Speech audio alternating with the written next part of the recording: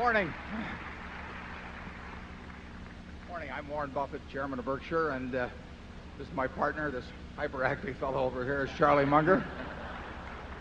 And we'll do this as we've done in the past, following the Saddam Hussein School of Management. We're going to go through the business meeting in a hurry, and then we're going to do questions, and we'll do those until 3:30 with a break at noon, when we'll take off for 30 minutes or so while you can grab lunch. And those of you, we're operating in an overflow room as well, so those of you who are in the overflow room now can join the main floor after the noon break, because we'll have plenty of room then. We'll go until 3:30.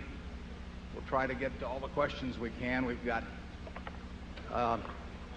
11 zones, 10 of them in this room, and we'll just make our way around them. I've got a little map here which I'll get oriented on here in a second. And let's see. And I think we'll get through the business meeting now. Incidentally, I don't see that movie before it's shown, but that was one of our directors singing at that final session there. We keep costs down at Berkshire. Okay, the meeting will now come to order. I'm Warren Buffett, chairman of the board of directors of the company, and I welcome you to this 1998 annual meeting of shareholders. I will first introduce the Berkshire Hathaway directors that are present in addition to myself. So we have, and I can't see very well with the lights here, but if you'll stand as I name you: Susan T. Buffett, the vocalist;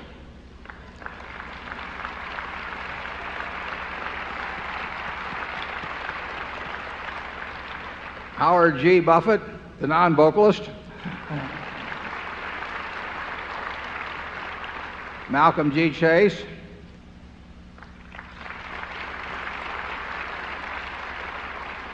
Charlie, you've met; and Ron Olson;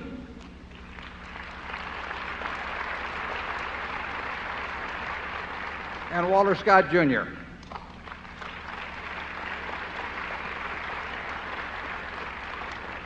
Also with us today are partners in the firm of Deloitte & Touche, our auditors. They are available to respond to appropriate questions you might have concerning their firm's audit of the accounts of Berkshire. Mr. Forrest Crutter is secretary of Berkshire. He will make a written record of the proceedings. Ms. Becky Amick has been appointed inspector of elections at this meeting. She will certify to the count of votes cast in the election for directors. The named proxy holders for this meeting are Walter Scott, Jr. and Mark D. Hamburg. Proxy cards have been returned through last Friday, representing 1,039,276 Class A Berkshire shares and 1,080,509 Class B Berkshire shares to be voted by the proxy holders as indicated on the cards. The number of shares represents a quorum, and we will therefore directly proceed with the meeting. We will conduct the business of the meeting and then adjourn the formal meeting. After that, we will entertain questions that you might have. First order of business will be a reading of the minutes of the last meeting of shareholders. I recognize Mr. Walter Scott, Jr., who will place a motion before the meeting. I move the minutes of the reading the minutes of the last stockholders meeting be dispensed with. Do I hear a second? A lot of seconds. The motion has been moved and seconded. Are there any comments or questions? We will vote on this motion by voice vote. All those in favor say aye. Opposed? Motion's carried. Does the secretary have a report of the number of Berkshire shares outstanding entitled to vote and represented at the meeting? Yes, I do.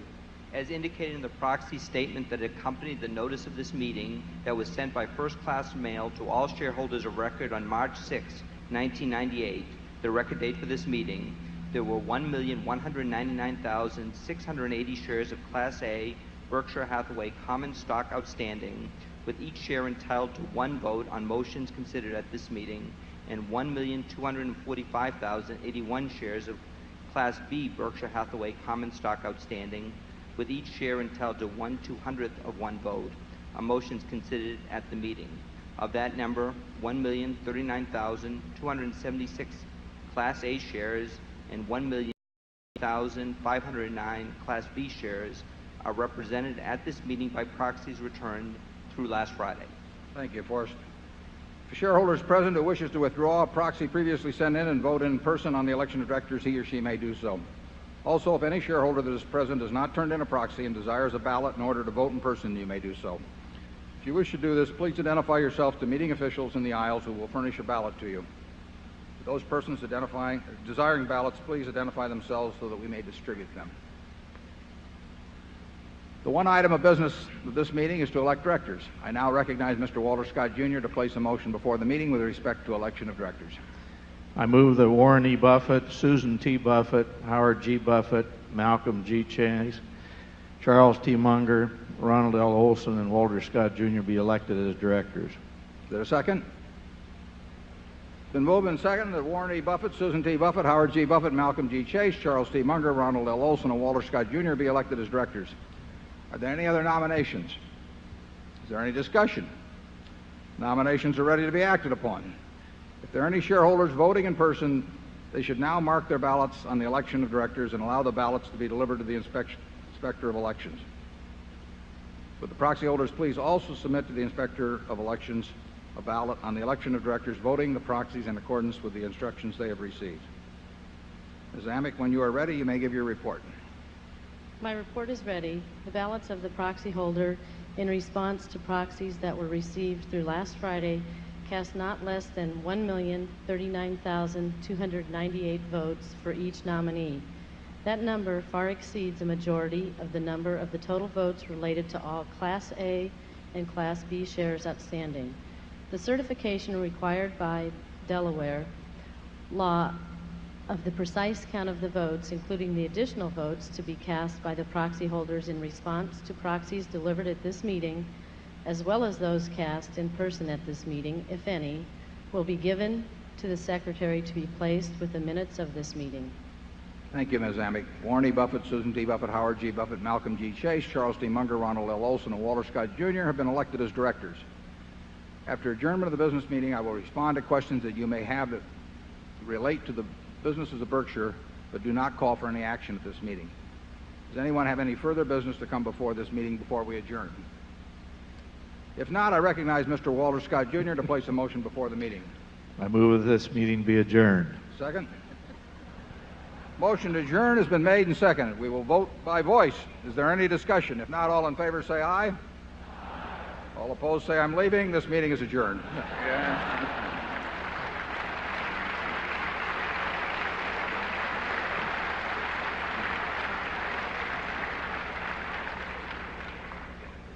Charlie and I may not get paid much, but we work fast on an hourly basis.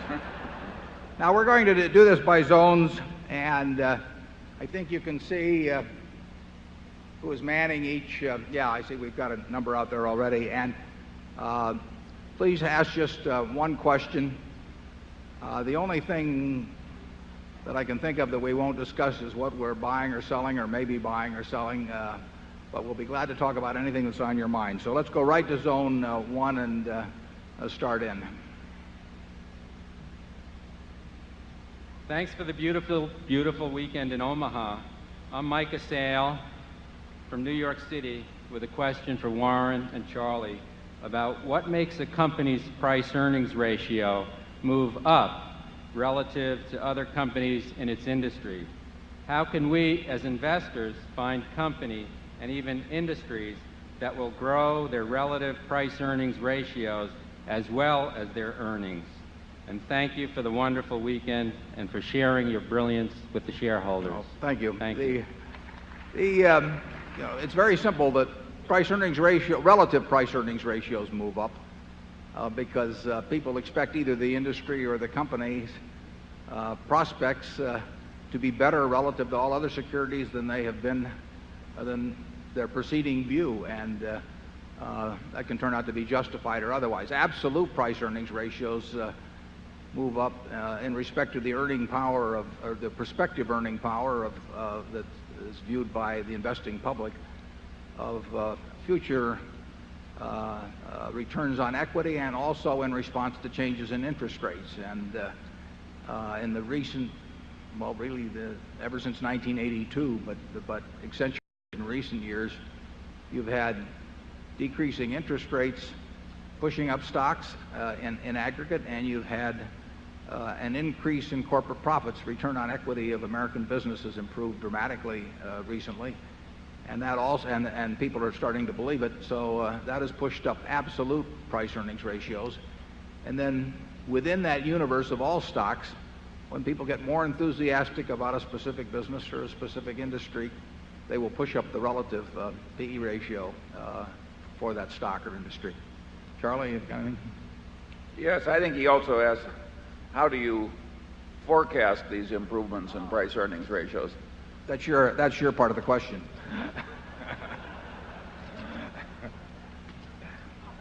Around here, I would say that if our predictions have been a little better than other people's, it's because we tried to make fewer of them.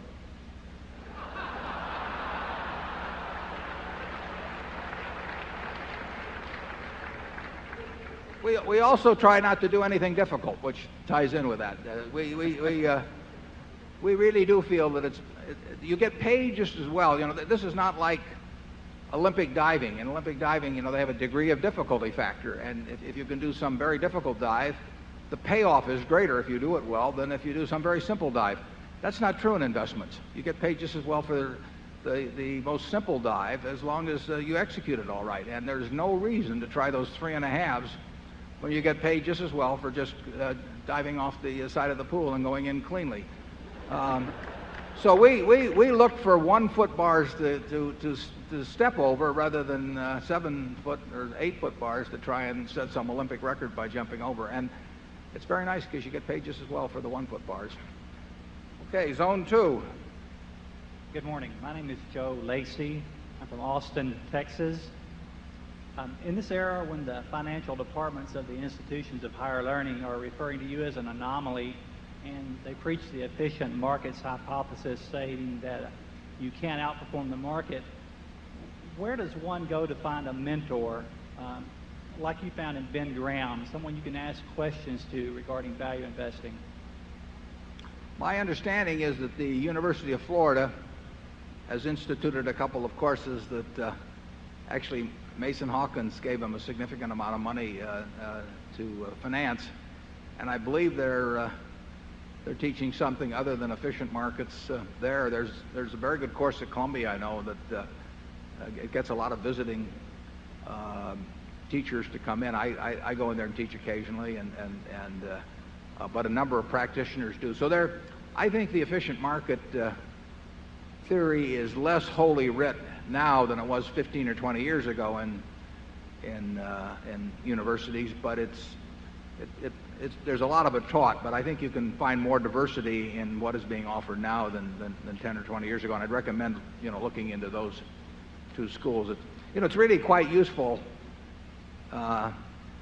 If you had a merchant shipping business, if all of your competitors believe the world is flat, you know, it is a huge edge, because they will not take any they will not take on any cargo to go to places that are beyond where they think they will fall off. And so we should be encouraging the teaching of efficient market theories in universities. And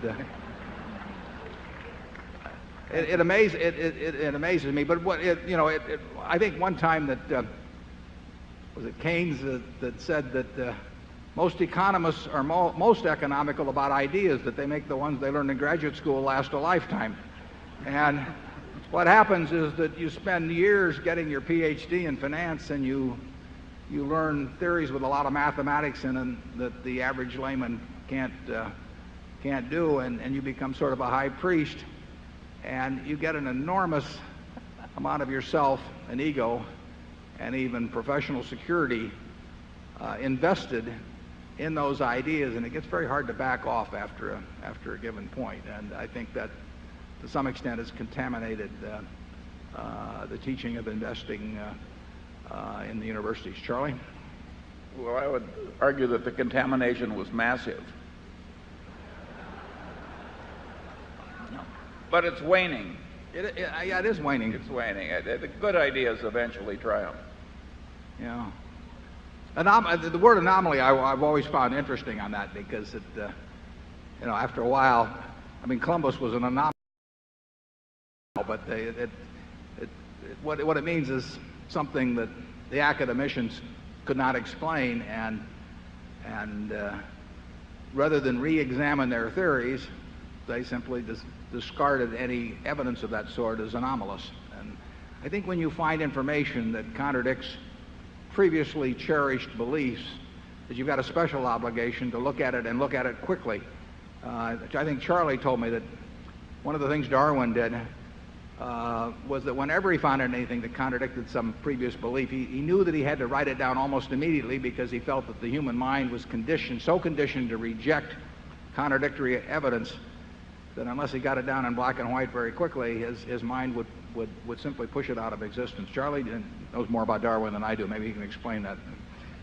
Well, I don't know about Darwin, but I did find it amusing. One of these extreme efficient market theorists explained Warren for many, many years as an anomaly of luck.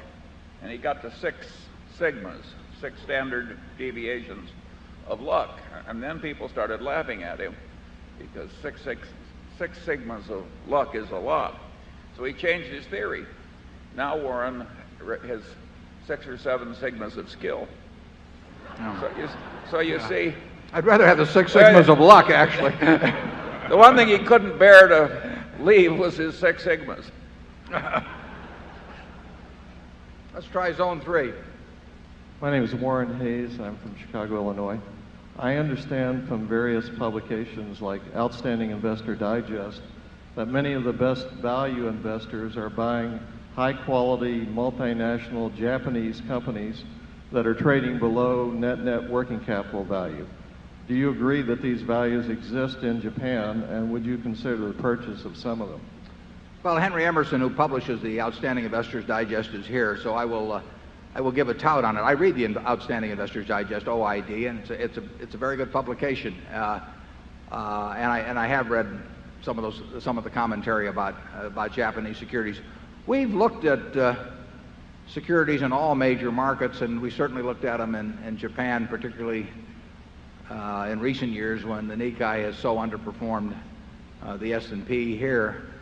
We're quite a bit less enthused about those stocks as being any kind of obvious bargains than the people that you read about in OID. The returns on equity in most areas of Japanese business, returns on equity are very, very low, and it's extremely difficult to get rich by being the owner of a business that earns a low return on equity.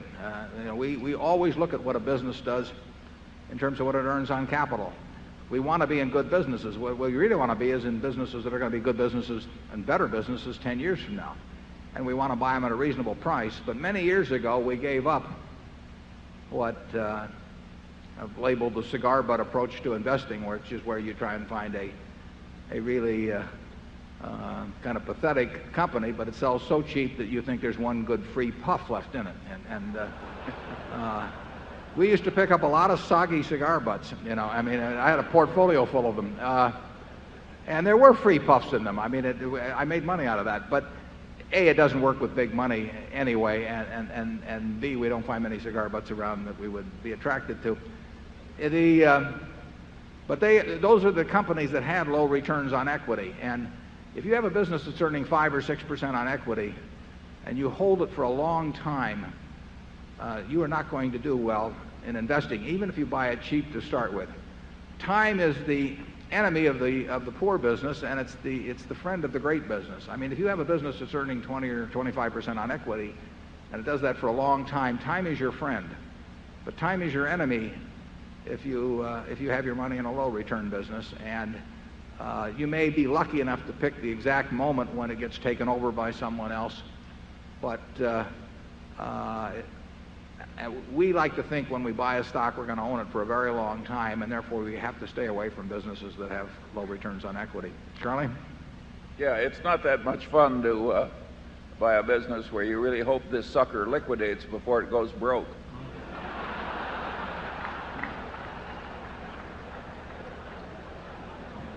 We've been in a few of those too. Right. Yeah, Charlie and I, or at least I've owned stock in an anthracite room that don't know what anthracite is, street railway companies, windmill manufacturers. What other gems have we had, Charlie? Textiles. Yeah, textiles. Don't even think. Yeah, Berkshire was a mistake, believe it or not. I mean, We went into Berkshire because it was cheap statistically, just as a general investment back in the early 60s. And it was a company that in the previous 10 years had earned less than nothing. I mean, it had a significant net loss over the previous 10 years. It was selling well below working capital, so it was a cigar butt. And it was, I mean, we could have done the things we've done subsequently from a neutral base rather than a negative base, and actually it would have worked out better. But it's been a lot of fun. Number 4. Hello, my name is Martin Wiegand from Bethesda, Maryland. Again, I want to thank you for your letters and principles. They're a great help for small business people running their business. My question is, last year you said you had filters in your mind to help you quickly analyze businesses. How do your filters take into account the very fast changes in technology and the way that businesses communicate with their customers, take orders, things like that? Well, we do have filters, and sometimes those filters are very irritating to people who check in with us about businesses, because we really can say in 10 seconds or so no to 90% plus of all the things that come in, simply because we have these filters. We have some filters in regard to people too. But the question of technology is very simple. That doesn't make it through our filter. I mean, so if something comes in where there's a technological component that's of significance, or where we think that future technology could hurt the business as it presently exists, we look at, we look at that as something to worry about. It won't make it through the filter. We want things that we can understand, which filters out a lot of things, and we want them to be good businesses, and we want the people to be the people we're very comfortable with. That means ability and integrity, and we can do that very fast. We've heard a lot of stories in our lives, and it's amazing how you can become quite efficient in probably getting 95% of the ideas through in a very short period of time that should get through. Charlie? Yeah, we have to have an idea that is A, a good idea, and B, a good idea that we can understand. It's just that simple. And so those filters are filters against consequences from our own lack of talent. Filters haven't changed much over the years either. Okay, area 5. Hi, I'm Alan Maxwell. I live in the wonderful tropical island of Omaha. Well, that's right up there with Exarban. That's Nebraska spelled backwards. Everybody in this room's got to be wondering the same question. Who, in your opinion, both of you, is the next Warren Buffett? Charlie? Who's the next Charlie Munger? Well, let's try that first. That's a more difficult question. There's not much demand.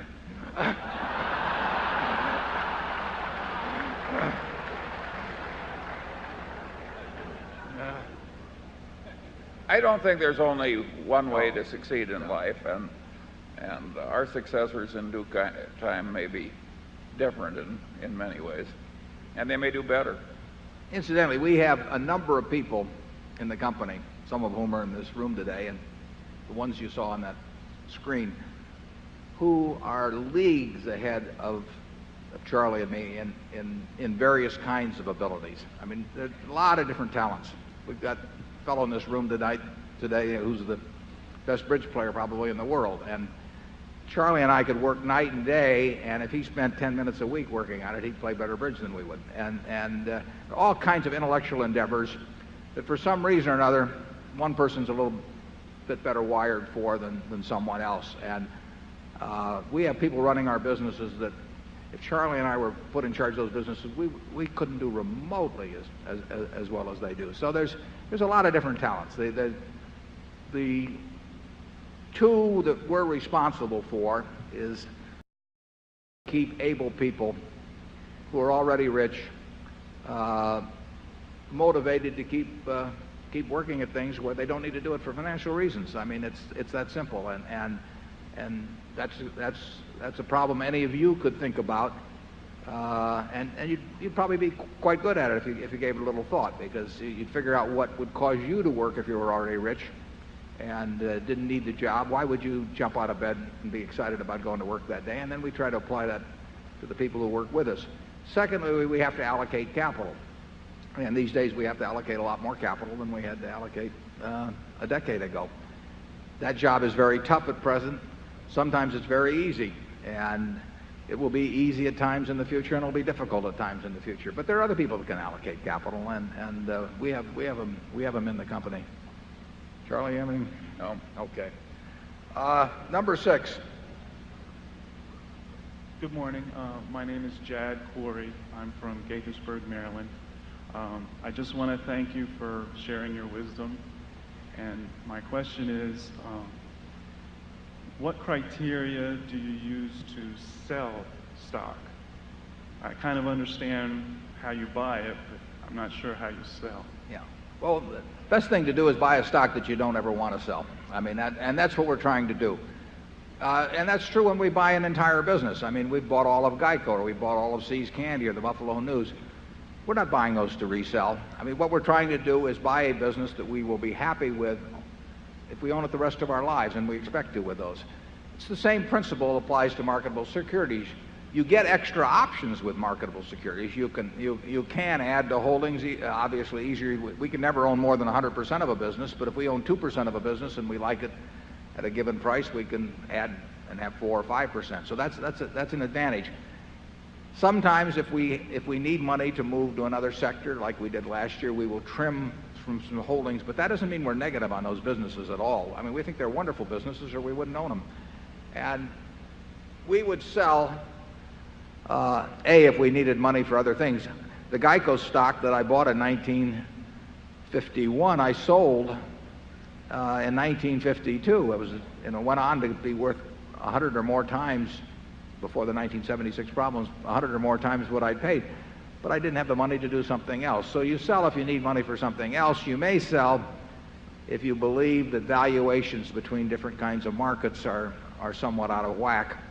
And we have done a little trimming last year in that matter. But that could well be a mistake. I mean, the real thing to do with a great business is just hang on for dear life. Charlie? Yes, but the sales that do happen, the ideal way is when you found something you like immensely better. Isn't that obvious? That's the ideal way to sell. And incidentally, the ideal purchase is to have something that you already like be selling at a price where you feel like buying more of it. I mean, we probably should have done more of that in the past in some situations. But that's the beauty of marketable securities. You really do. If you're in a wonderful business, you do get a chance periodically maybe to double up in it or something of the sort. If the stock market were to sell a lot cheaper than it is now, we would probably be buying more of the businesses that we already own. They would certainly be the first ones that we would think about. They're the businesses we like the best. Charlie? Nothing more. Okay, Zone 7. Good morning, Mr. Buffett and Mr. Munger. My name is Ron Wright from Iowa City, Iowa. New companies have always been of interest to me. Is it reasonable to assume an Omaha-based company with only $5 billion in the bank might succeed in telecommunications? Well, I think that a new company with $5 billion in the bank is probably better off than most new companies, but be like Jennifer Gates as a newborn. I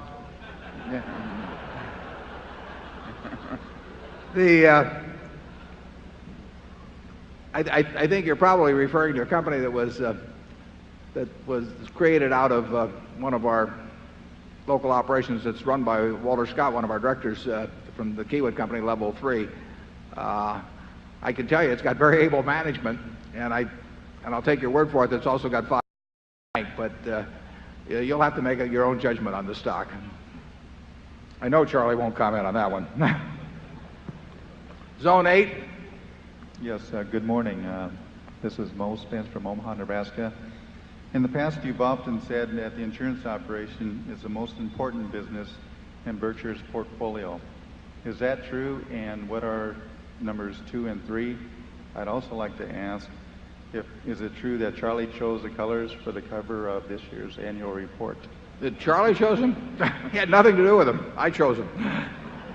They're a tribute to the Nebraska football team and Tom Osborne, who you saw.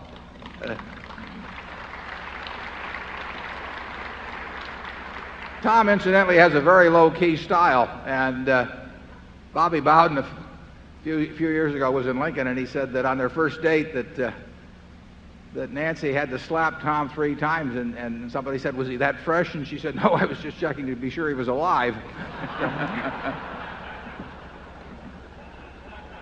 Tom had a fairly conservative offense for a time in the past, although it hasn't been so conservative the last few years. But somebody said at that time the most reckless thing he did was to eat some cottage cheese a day after the expiration on the carton. But I chose the colors. Now, what was the question? What was the question, Charlie? You remember? A memorable question, but give it to us again.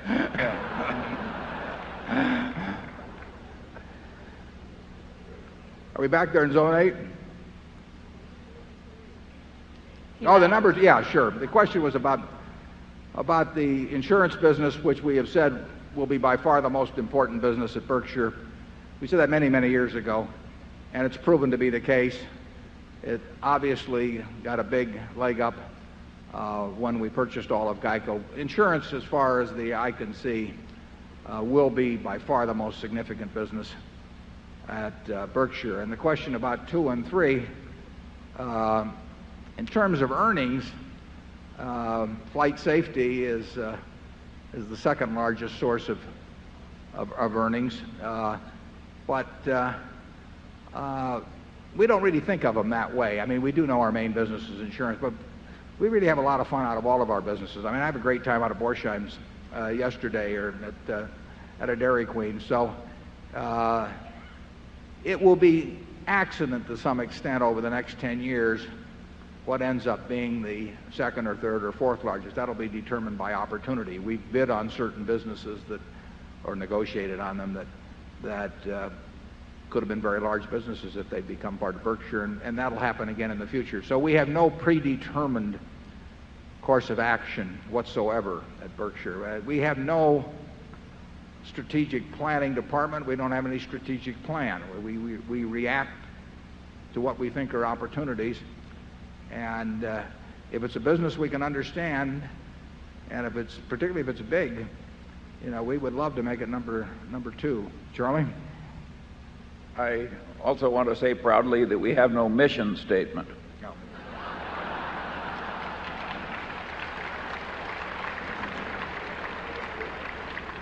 It's hard to think of anything that we do have, as a matter of fact. Yeah, we have never had I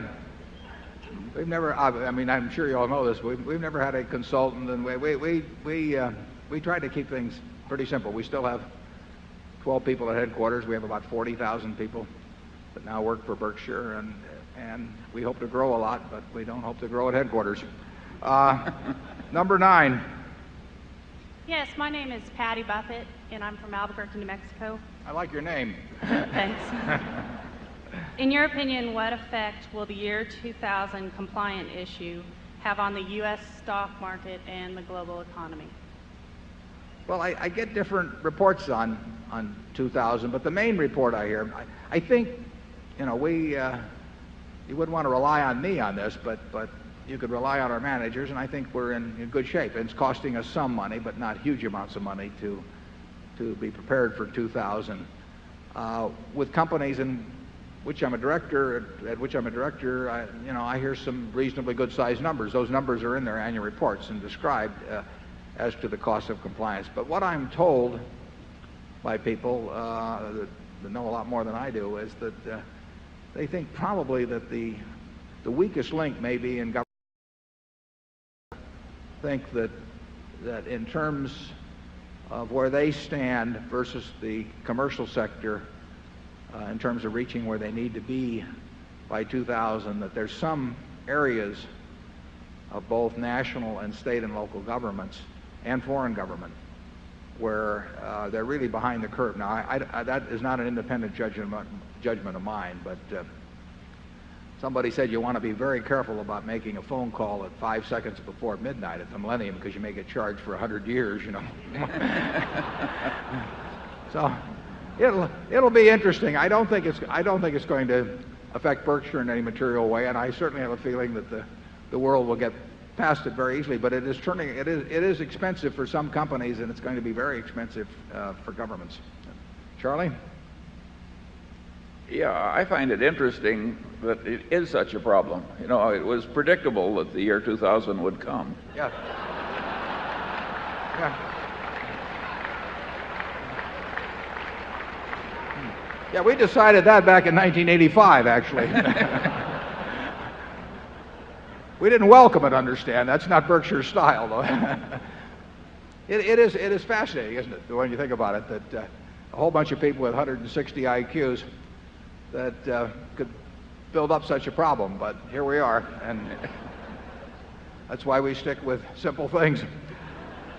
Number 10. My name is Kristen Schramm. I'm from Springfield, Illinois, and I'm a proud shareholder of Berkshire Hathaway. We're glad to have you here. I've heard a little about your thoughts on trying to control campaign spending. Could you tell us more about your thoughts and efforts on this topic? Thank you.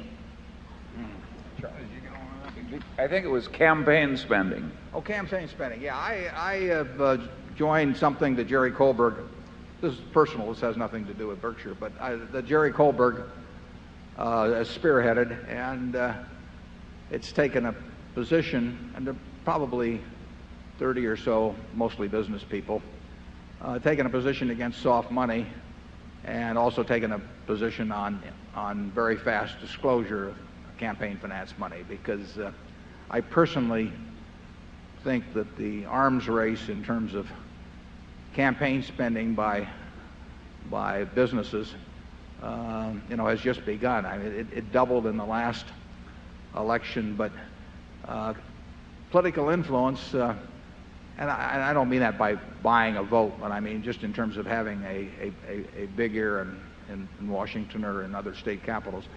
Political influence has been an underpriced product in the past. I mean, the government is enormously important in this country to most companies. It was amazing how cheaply it could be, attention could be purchased, but the price is going up, and there will be an escalation. And I don't think it's easy if you're the manager of a business and you own 1/10 of 1% of it, and you're in a business that's heavily affected by government. I don't think it's very easy to tell your board of directors that you're going to take a hands-off approach. So I think legislation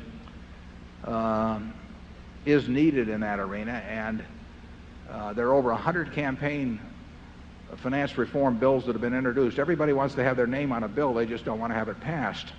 And John McCain's been working hard on it, and it's something I think we have to come to grips with, because it's going to be a battle of the wallets for influence. And like I say, if I were running some other company and my competitors were spending money to get the attention of would-be legislators or actual legislators, it'd be very difficult to take some high and mighty position that I wasn't going to do it myself, and my board and my shareholders might ask me why I was taking that position. We are lucky, basically, to be in a business that's relatively unaffected by legislation, although we're going to pay a lot of tax this year. I said 2 years ago that it would only take 2,000 entities in the whole United States, businesses, individuals, any kind of entity, to pay the same amount of taxes as Berkshire, and that would take care of the entire budget. You'd need no Social Security taxes, you'd need no nothing. I think we're going to be able to say that again this year. I think that if you multiply our tax by 2,000, you will more than account for, including Social Security and everything else. So you might say, why aren't you in Washington lobbying for a capital gains rate at corporations that's the same as individuals or something? But we basically haven't played that game. We feel very fortunate.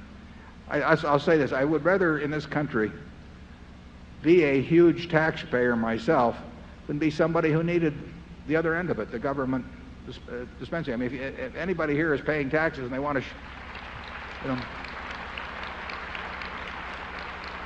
if you'd like to shift positions with somebody in a veterans hospital or that has a couple of children by age 19 that's getting a check from the government, I don't want to shift positions. I'm happy to be paying the taxes. Zone 11, please. I think 11 is probably the remote. Yeah. So we're going to hear this from the overflow room. Are we there? Yes. Good morning, Mr. Buffett and Mr. Munger. My name is Patrick Brown from Charlotte, North Carolina. And I've watched returns on equity for the banking sector in the U.S. go up a good bit over the last few years. And the returns on tangible equity for some of the major banks that have led the consolidation have gone up a good bit more.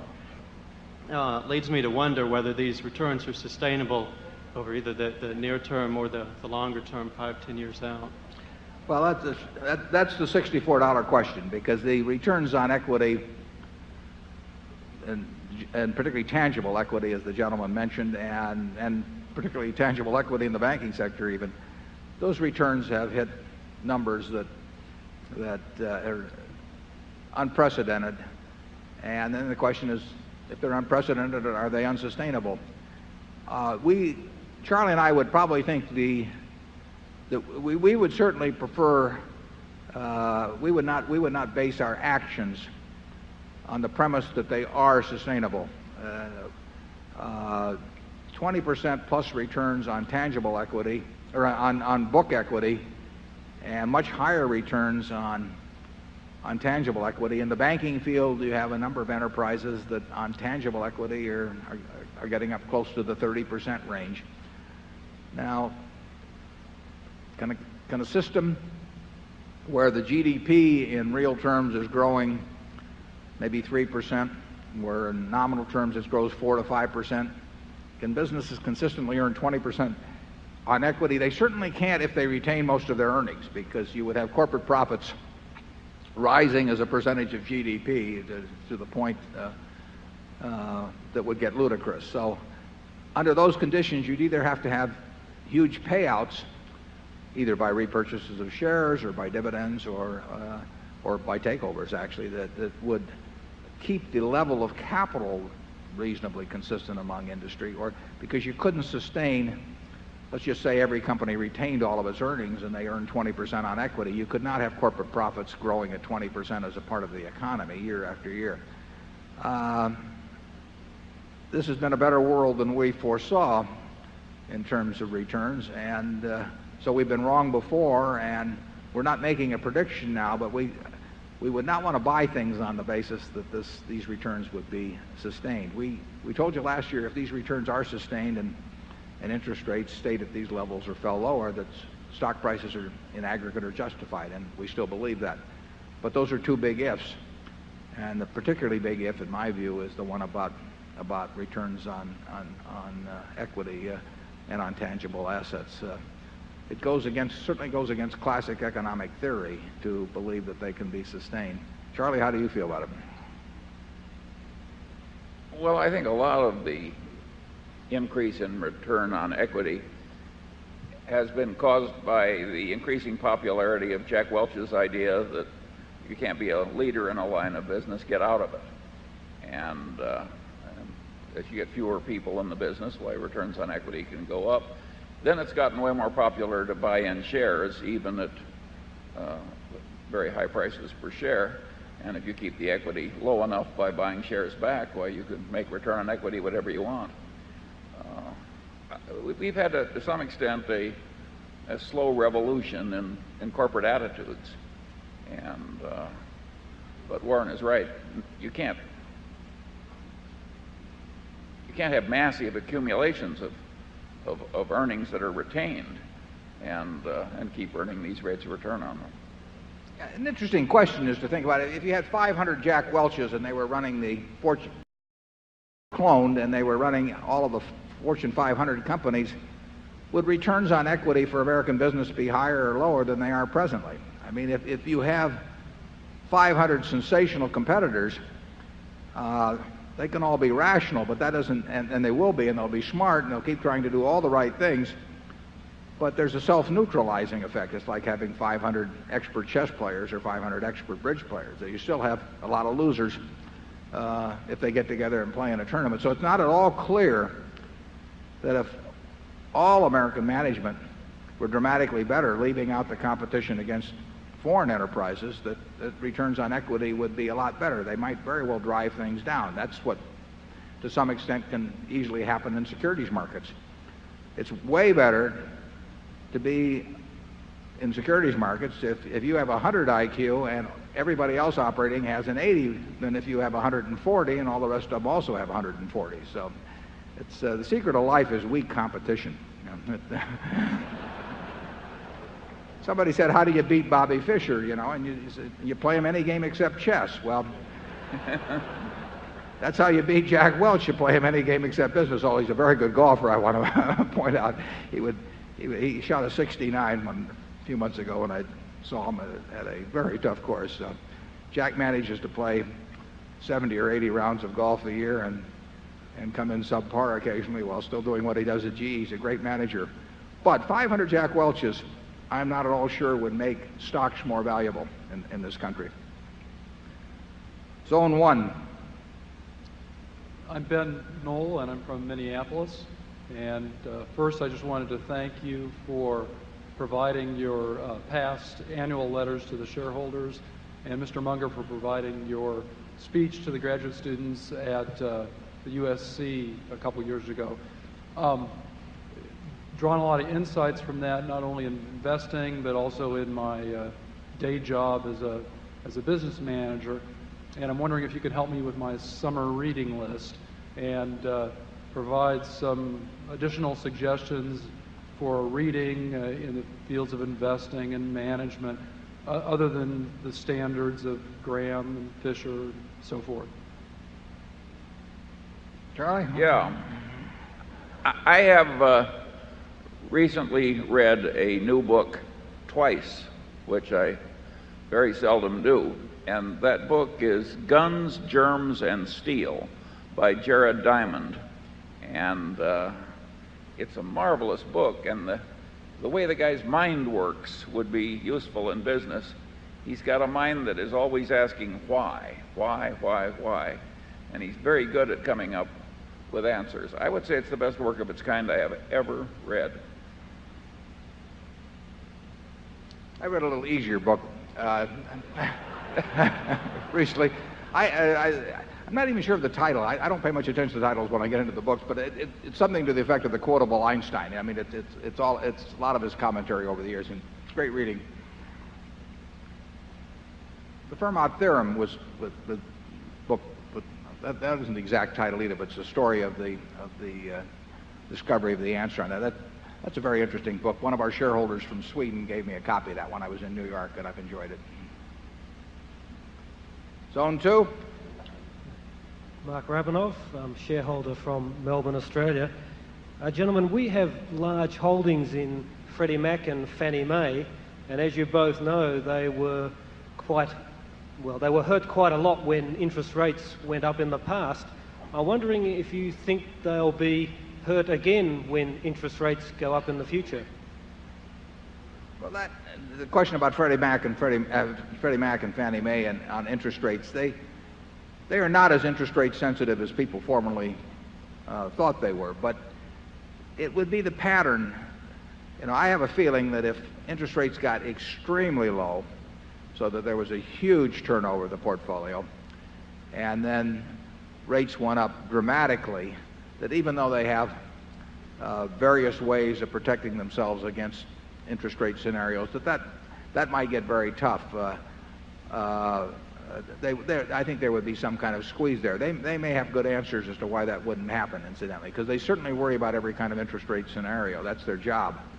But I think, in a sense, very low interest rates are more of a long-term, because if you get a portfolio chock full of, say, 4% mortgages or something of the sort, and then you had a huge move upward, that would be quite painful for some period of time, no matter what you've done in the way of hedging. Charlie? I've got nothing to add. Yeah. That's what happened to the savings and loans, in effect, you see, 25 years ago or whenever it was. Freddie and Fannie have other functions, and they've got a lot of advantages, but they have a savings and loan type operation. They just do it on a very big scale, and they get their money from in a very different manner than from millions of depositors. But the basic economics have some similarity. Zone 3. Jane Bell, Des Moines. Since I became a Berkshire Hathaway shareholder, I've been coming to these meetings.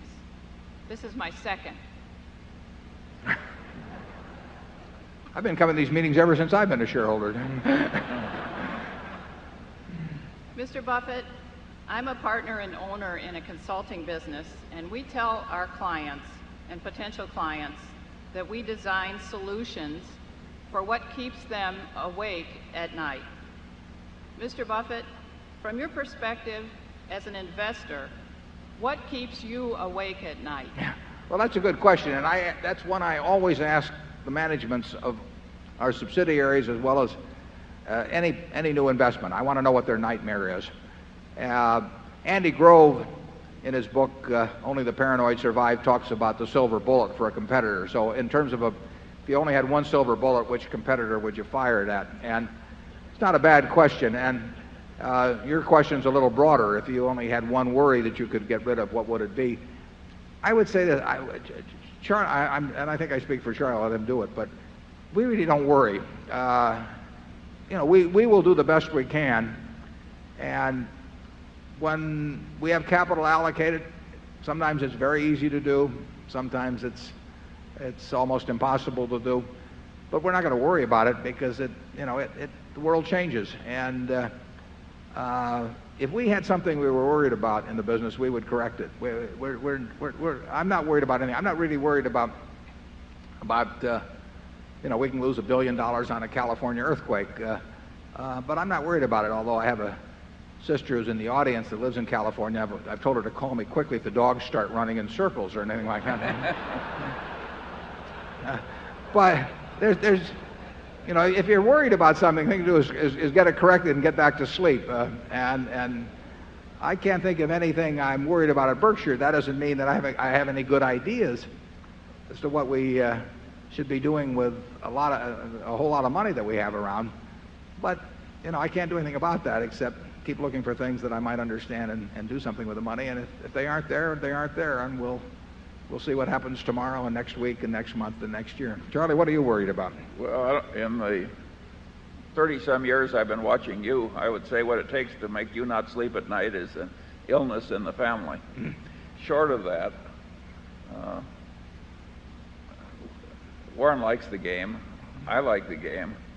And even in the periods that look tough to other people, it's a lot of fun. It's a lot of fun. It's a lot of fun. In fact, it probably is the most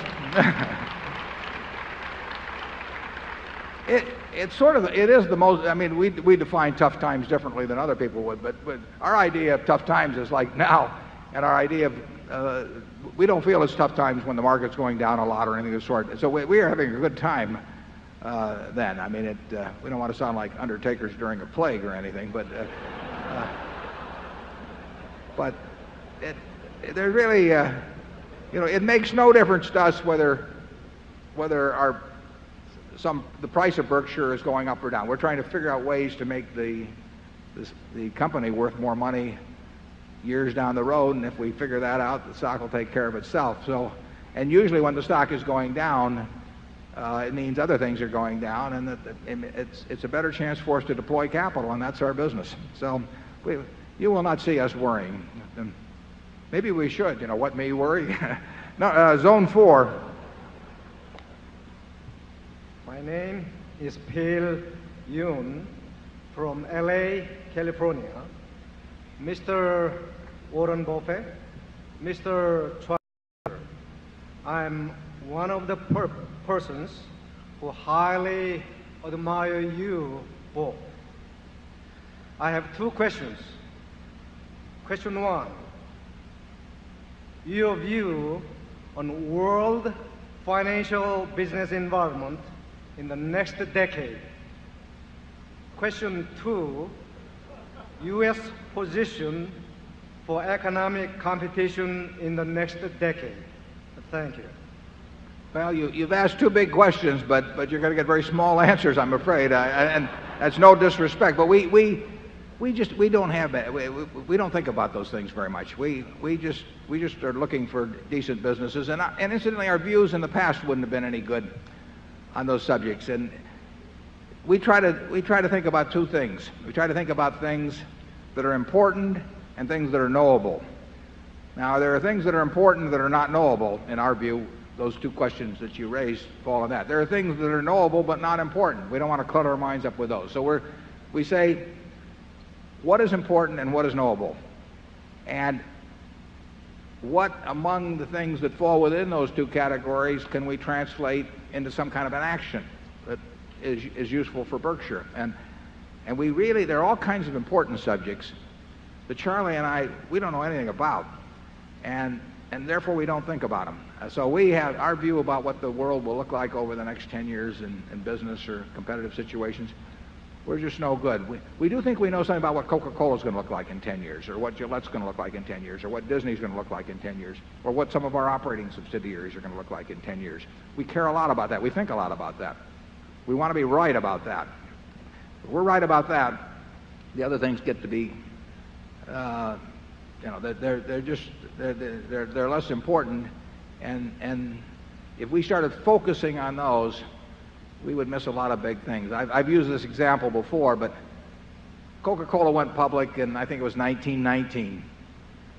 And the first year, one share cost $40. The first year it went down a little over 50%. At the end of the year it was down to $19. There were some problems with bottler contracts, there was problems with sugar, various kinds of problems. If you'd had perfect foresight, you would have seen the world's greatest depression staring you in the face when the social order even got questioned. You would have seen World War II, you would have seen atomic bombs and hydrogen bombs. You would have seen all kinds of things. And you could always find a reason to postpone why you should buy that share of Coca-Cola. But the important thing wasn't to see that. The important thing was to see that they were going to be selling 1 billion 8-ounce servings of beverages a day this year, or some large number. And that the person who could make people happy 1 billion times a day around the globe ought to make a few bucks off doing it. And so that $40, which went down to $19, I think with dividends reinvested has to be well over $5 million now. And if you developed a view on these other subjects that in any way forestalled you acting on this more important, specific, narrow view about the future of the company, you'd have missed a great ride. So that's the kind of thing we focus on. Charlie? Yeah, we're not predicting the currents that will come, just how some things will swim in the currents, whatever they are. Zone 5, please. Good morning. Mark Gerstein from Value Line. Mr. Buffett, considering the large amount of demands on your time, how do you go about reviewing the entire spectrum of choices in the equity markets? Give me that last part again. I got the demands on my time. And how do you and Mr. Munger manage to review the whole spectrum of choices in the equity markets? A fat pitch coming up. But I don't mind it at all, because the truth is that we get, I don't know what we even pay for Value Line. Charlie and I both get it, but in our respective offices, but we get incredible value out of it because it gives us the quickest way to see a huge number of the key factors that tell us whether we're basically interested in the company. It also gives us a good way of sort of periodically keeping up to date. Value Line has 1,700 or so stocks they cover, and they do it every 13 weeks. So it's a good way to make sure that you haven't overlooked something if you just quickly review that. But the snapshot it presents is an enormously efficient way for us to garner information about various businesses. We don't care about the ratings. I mean, that doesn't make any difference to us. We're not looking for opinions. We're looking for facts. But I have yet to see a better way, including fooling around on the internet or anything that gives me the information as quickly. I can absorb the information about a company. Most of the key information you can get in probably doesn't take more than 30 seconds in glancing through Value Line, and I don't have any other system that's as good. Charlie? Well, I think the Value Line charts are a human triumph. It's hard for me to imagine a job being done any better than is done in those charts. An immense amount of information is put in very usable form. And if I were running a business school, we would be teaching from Value Line charts. And when Charlie says the charts, he does not mean just the chart of the price behavior. He means all that information that really is listed under the charts that gives the detailed financial information. You can run your eye across that. The chart of the price action doesn't mean a thing to us, although it may catch our eye just in terms of businesses that have done very well over time. But price action has nothing to do with any decision we make. Price itself is all important, but whether a stock has gone up or down, or what the volume is, or any of that sort of thing, that is, as far as we're concerned, those are chicken tracks, and we pay no attention to them. But that information that's right below the chart, in those 10 lines or so, 15 lines, if you have some understanding of business, it's a perfect snapshot to tell you very quickly what kind of a business you're looking at. Zone 6, please. David Winters from Mountain Lakes, New Jersey. With the consolidation in the insurance industry, how do you think that will affect Berkshire's insurance businesses and the long-term development of the float? And if I may, not to encourage your dogma to run over your karma, but how do you think your policy of partnership and fair dealing has enhanced or detracted from your investment returns? Thank you. Well, the consolidation taking place in insurance has been taking place for some time. There have been some big mergers over the years. There are developments in insurance. We mentioned the super cat bonds, which are not bonds at all, but that has an effect. But I would say that there's no merger that has taken place that I regard as being detrimental either to our GEICO business or to our reinsurance business. That has not been a factor, and I think if there were some more mergers, it would not be a factor. I see no way that any entities being put together would change the competitive situation in respect to GEICO. GEICO, operating just as it does independently, is as competitive as can be, and it would not benefit by being part of any other organization. And our reinsurance business is much more opportunistic, and it's not consolidation there. It's just lack of fear generally by competitors who can price particularly cat business at a rate that could be totally inadequate, as I use an illustration in the report, but nevertheless it could appear to be profitable for a long time. And there's probably more of that going on now, and there'll probably be a lot more going on in that arena. We have some sensational insurance businesses, though. I have to tell you that I don't think you really have to worry too much about how we do in insurance in the future. We had a number of GEICO people here today. I hope you got a chance to meet them. GEICO, and you saw Lorimer Davidson. I really was hoping he could be here, but Davey is 95 years old. I went to visit him a few months ago.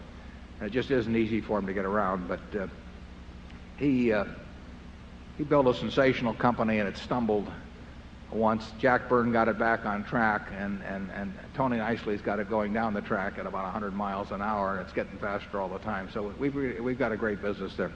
Charlie? Nothing to add. Zone 7. Yes, Bill Ackman from New York. Is there a price at which it's inappropriate for a company to use its capital to buy back its stock? Give me that again. For example, Coca-Cola at 40 PE. Is that a smart place for Coke to deploy capital? Well, it sounds like a very high price when you name it in terms of a PE to buy back the stock at that sort of number. But I would say this. Coca-Cola's been around 112 years now, and there are very few times in that 112 years, if any, when it would not have been smart for Coca-Cola to be repurchasing its shares. Coca-Cola is probably, in my view, among businesses that I can understand, it's the best large business in the world. I mean, it is a fantastic business. And we love it when Coke repurchases shares and our interest goes up. We owned 6.3% of Coca-Cola in 1988 when we bought in. We actually increased that a little bit a few years later. But if they had not repurchased shares, we probably would own about 6.7% or 6.8% of Coke now. As it is, we own a little over 8% through repurchases. There are going to be about 1 billion 8-ounce servings of Coke sold around the world, or Coca-Cola products sold around the world today. 8% of that is 80 million, and 6.8% is 68 million. So there are 12 million extra servings for the account of Berkshire Hathaway being sold around the world. And they're making a little over a penny a serving, so, you know, that gets me kind of excited. And I think all I can tell you is I approve of Coke repurchasing shares. I'd a lot rather have them repurchasing shares at 15 times earnings, but when I look at other ways to use capital, I still think it's a very good use of capital. And maybe the day will come when they can buy it at 20 times earnings, and if they can, I hope they go out and borrow a lot of money to buy a ton of it at those prices. And I think we will be better off 20 years from now if Coke follows a consistent repurchase approach. I do not think that is true for many companies. I mean, I think that repurchases have become in vogue and done for a lot of silly reasons.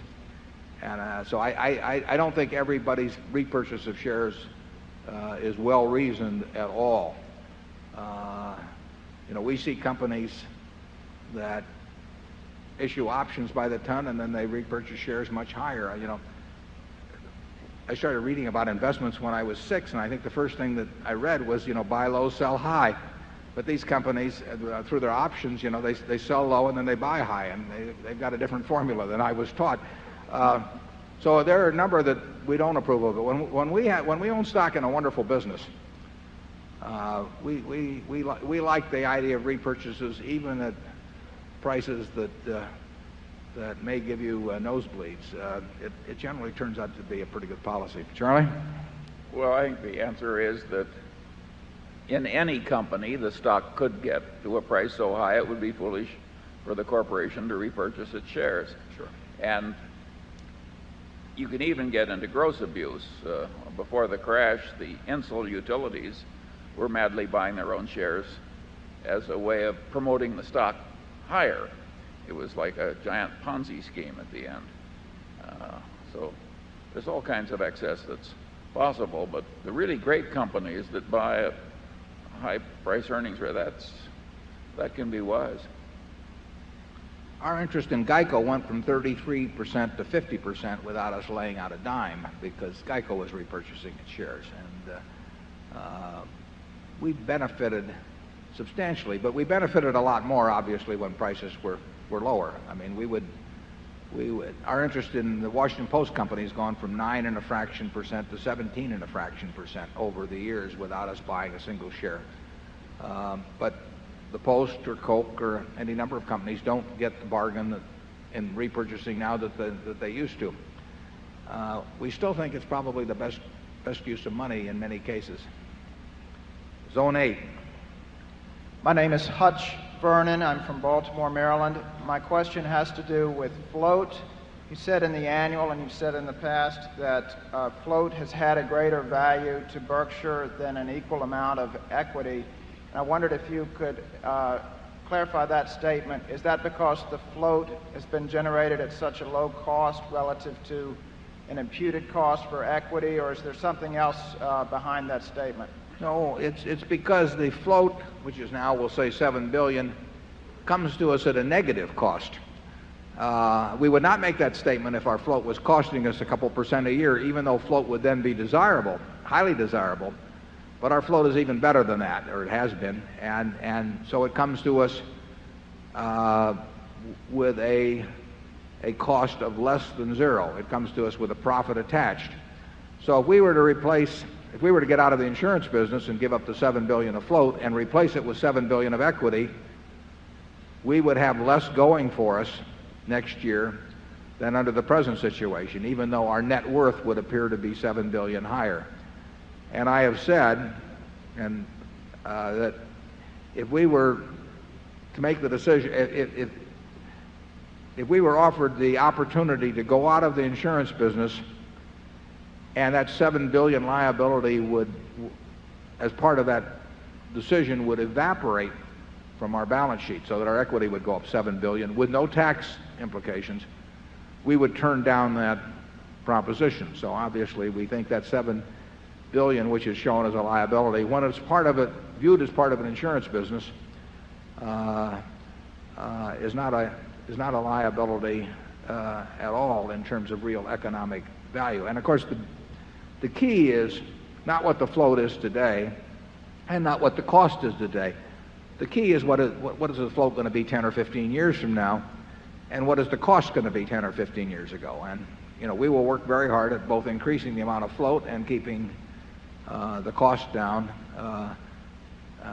somewhere close to our present level.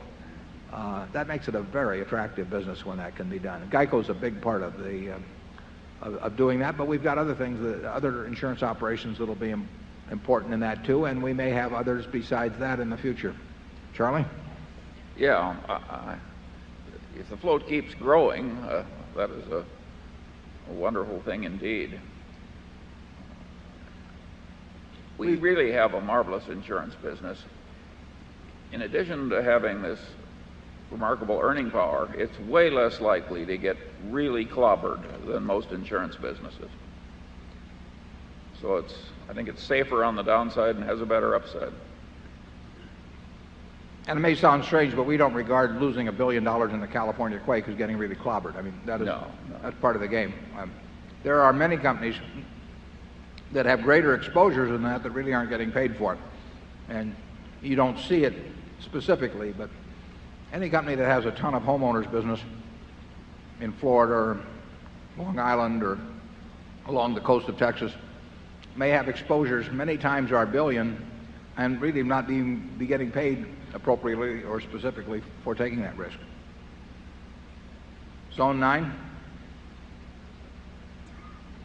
Hi, my name is Mary Semler from Seattle, Washington. Japan is a major holder of U.S. treasuries. Given the troubled Japanese economy, do you foresee Japan cashing in their U.S. investments to bail themselves out? Why or why not? Sorry, I didn't get all that. I didn't get that either. I was busy chewing here, but Japan is a major holder of U.S. treasuries. Given the troubled Japanese economy, do you foresee Japan cashing in their U.S. investments to bail themselves out? Why or why not? The problems with the Japanese economy, and does that mean that are you thinking particularly about them dumping treasuries or something of the sort? That's exactly what she's... Yeah.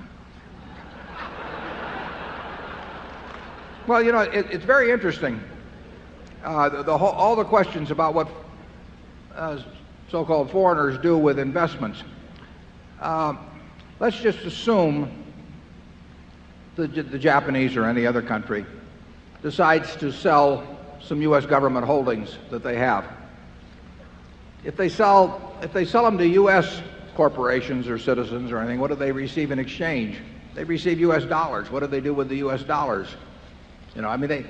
They can't get out of the system. If they sell them to the French, the French give them something in return. Now the French own the government securities. But really, as long as we, the United States, run a deficit, a big deficit, a trade deficit, we are accepting goods and giving something in exchange to foreigners. I mean, when they send us whatever that it may be, and on balance they send us more of that than we send over there, we give them something in exchange. We may give them an IOU, we may give them a government bond, but we may give them an investment they make in the United States. But they have to be net investors in this country as long as we're net consumers of their goods. It's a tautology.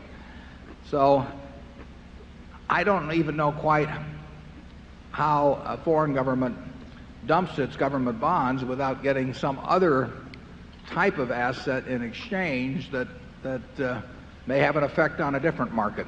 The one question you always want to ask in economics is, and not a bad idea elsewhere too, but is, and then what? Because there's always a second side to a transaction. And just ask yourself, if you are a Japanese bank and you sell $1 billion worth of government bonds, U.S. government bonds, what do you receive in exchange? And what do you do with it? And if you follow that through, I don't think you'll be worried about foreign governments selling U.S. bonds. It is not a threat. Charlie? If I owned Japan, I would want a large holding of U.S. Treasuries. You're on an island nation without much in the way of national resources. I think their policy is quite intelligent for Japan, and I'd be very surprised if they dumped all their treasuries. If they're a net exporter to us, though, what choice do they have? I mean, think about it. If they send over more goods to us than we send to them, which has been the case, they have to get something in exchange. Now, for a while, they were taking movie studios in exchange. You know? They were taking New York real estate in exchange. I mean, they've got a choice of assets, but they don't have a choice as to whether, if they can send us more than they get from us, whether they get some investment asset in return. I mean, it's amazing to me how little discussion there is of that, the fact that there's two sides to an equation. But it makes for better headlines when read the other way. Zone 10. This is John Vaughn from Detroit, Michigan. Nebraska's Senator Kerry has proposed private investment accounts for up to 2 percentage points of the current payroll tax. His words were, and I quote, "People want more than just a transfer payment, they want wealth." Do you approve this proposal? And if you do, would you recommend passive investing, i.e. index? Or if you recommend active investing, would you and Charlie want to give it a shot? Well, I've talked with Bob Kerry about that, and Bob does like the idea of giving everybody some piece of the American economy and an interest in it. He's thought, as you know, he's proposed really sort of small grants to the 3.5 million or so children born every year, and then some buildup of that account. Senator Moynihan has come up with something recently in conjunction with Kerry. I personally would not like to see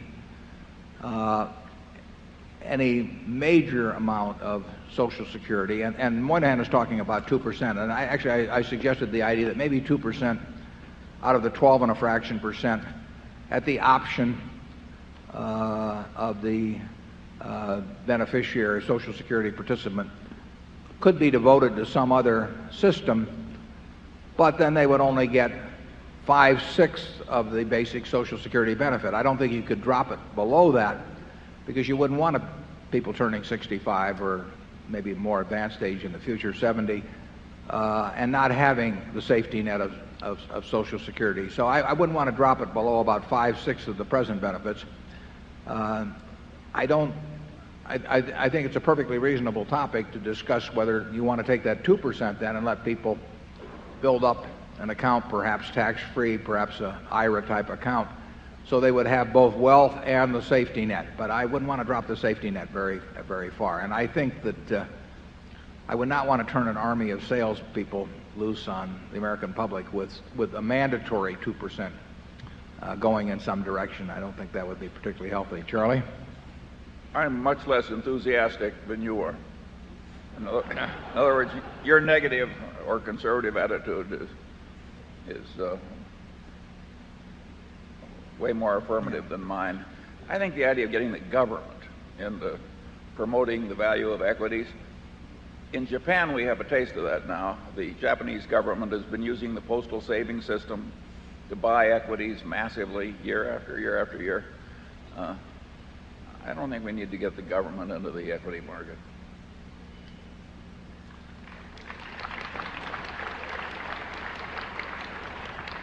We go to zone 11, please.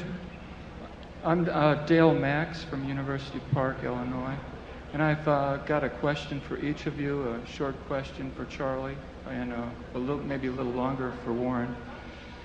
My question for Charlie is, in a business school sense, what is the cost of capital for Berkshire Hathaway?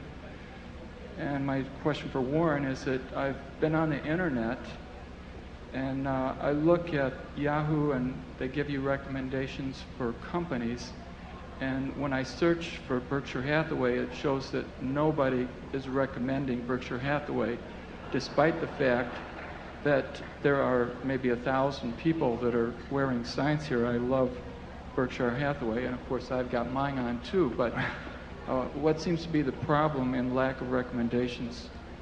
Well, we're not recommending Yahoo, incidentally, either, but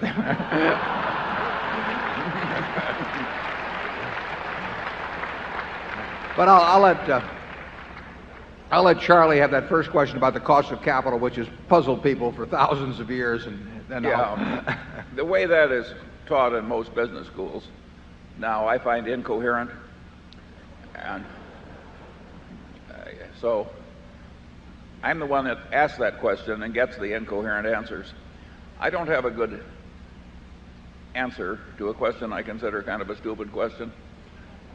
What is the cost of capital at Berkshire Hathaway when we keep drowning in this torrent of cash which we have to reinvest? There's really only two questions that get to that, but you don't need a mathematical answer.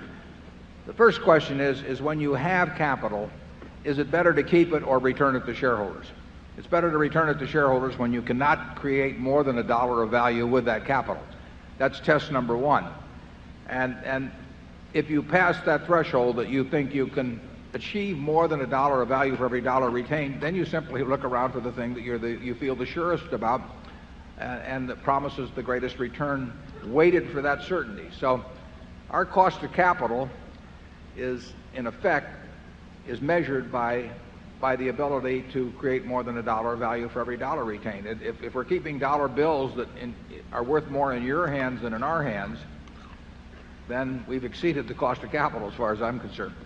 And once we think we can do that, then the question is how do we do it to the best of our ability? And frankly, all of the stuff I see in business schools, and I've not found any way to improve on that formula. Now, the trouble that you may have is that many managements would be reluctant to distribute money to shareholders, even if they would rationalize that they would do better than they then actually do. But that may be a danger on it, but that won't be solved by them hiring a bunch of people to come up with some cost of capital that also justifies them keeping the money, because that's what they'll do otherwise.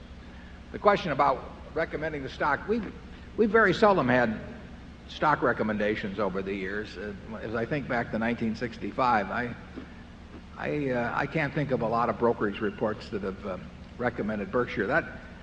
I'm not looking for any, reports at all. We are not looking to have Berkshire sell at the highest possible price, and we're not looking to try and attract people to Berkshire who are buying stocks because somebody else recommends them to them. We prefer people who figure out for themselves why they themselves want to buy Berkshire, because they're much more likely to stick around if they enter the restaurant because they decide it's the restaurant they want to eat at than if somebody has touted them on it. And that's our approach. So we do nothing to encourage, but I think even if we did, we probably wouldn't generate a lot of recommendations. It's not a great stock to get rich on if you're a broker. Yeah, I think the reason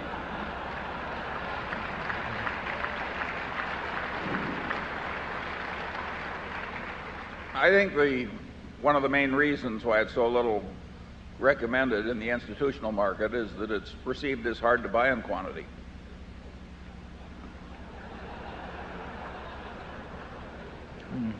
We prefer, and we've got some good institutions as holders, including one that's run by a very good friend of ours, but frankly, it's more fun for us to have a bunch of individual shareholders. I mean, you see it translates, if there's money made, it translates into changes in people's lives and not some change in somebody's performance figure for one quarter. And we think that individuals are much more likely to join us with the idea of staying with us for as long as we stay around. And you know, that's the way we look at the business. Very few institutions look at investments that way, and frankly, we think they're often less rational holders than we get with individuals. Number one. Good morning. Good morning, gentlemen. I'm Hugh Stevenson, a shareholder from Atlanta. My question involves the company's SuperCat reinsurance business. You've addressed some of this, but I would like for you to expound on it, please. You've indicated that you think this is the most important business of the company. And my question is what you think the long-term impact of catastrophe bonds and catastrophe derivatives will be on the float and the growth in float of the company. And I understand that the mispricing of risk in these instruments doesn't really affect the way you price your business, but I'm wondering how you think it can affect the volume of the business. And I remember several years ago, Mr. Buffett, you talk about you can never be smarter than your dumbest competitor. Right. And these are some potentially dumb competitors. You've got it. I just want to put an asterisk on one thing. We say insurance will be our most important business. We've not said the SuperCat business will be our most important. SuperCat has been a significant part of our business and may well over the years remain a significant part, but it is far less significant than GEICO, and I'll mention a word or two about that. But the SuperCat business, you can price wrong, as I illustrated in my report. You can be pricing it at half what it should be priced at.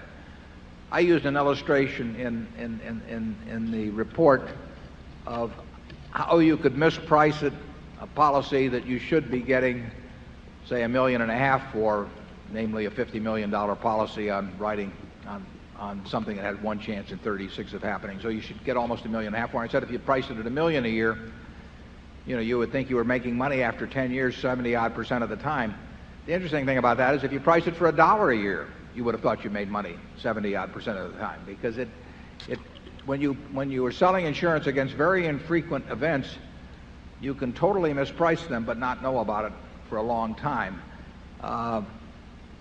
SuperCat bonds open up that field wide open. I mean, you've always had the problem of dumb competitors, but you have a much more chance of having dumb competitors when you have a whole bunch of people who, in the case of hedge funds who have bought some of these, where the manager gets 20% of the profits in the year when there are profits and there is no hurricane, and when there happens to be a hurricane or an earthquake, he doesn't take the loss as limited partners do. So it's very likely to be a competitive factor that brings our volume down a lot. It won't change our prices. You know, the thing to remember is the earthquake does not know the premium that you receive. I mean, the earthquake happens regardless. So it doesn't say, you know, you don't have somebody out there on the San Andreas Faults that says, well, he only charged a 1% premium, so we're only going to do this once every 100 years. It doesn't work that way. So we will probably do a whole lot less volume in the next few years in the SuperCat business. We have these two policies that run for a couple of more years. But in terms of new business, we will do a whole lot less. GEICO is by far the most important part of our insurance business, though. GEICO in the 12 months ended April 30th had a 16.9% increase in policies in force. Year end, I told you it was 16.0. A year ago, I told you it was 10. The year before that, I think it was 6 and a fraction. So its growth is accelerating, and it should be in a whole lot more homes around the country than it is now, you know, by a big factor, and it will be, in my view. So that will be the big part of our insurance business. But we may be in the insurance business in some other ways too, as time goes along. It's a business that if you exercise discipline, you should find some ways to make money, but it won't always be the same way. Charlie? I've got nothing to add. Okay, zone 2. Hello, I'm Steve Davis from San Francisco. I'd like your advice on how to understand annual reports, what you look for, what's important, what's not important, and what you've learned over the years from reading thousands of reports. Thank you. Well, we've read a lot of reports, I will tell you that. And we start by looking at the reports of companies that we think we can understand. So we hope to be reading reports, and I do read hundreds of them every year. We hope to be reading reports of businesses that are understandable to us. And then we see from that report whether the management is telling us about the things that we would want to know about if we owned 100% of the company.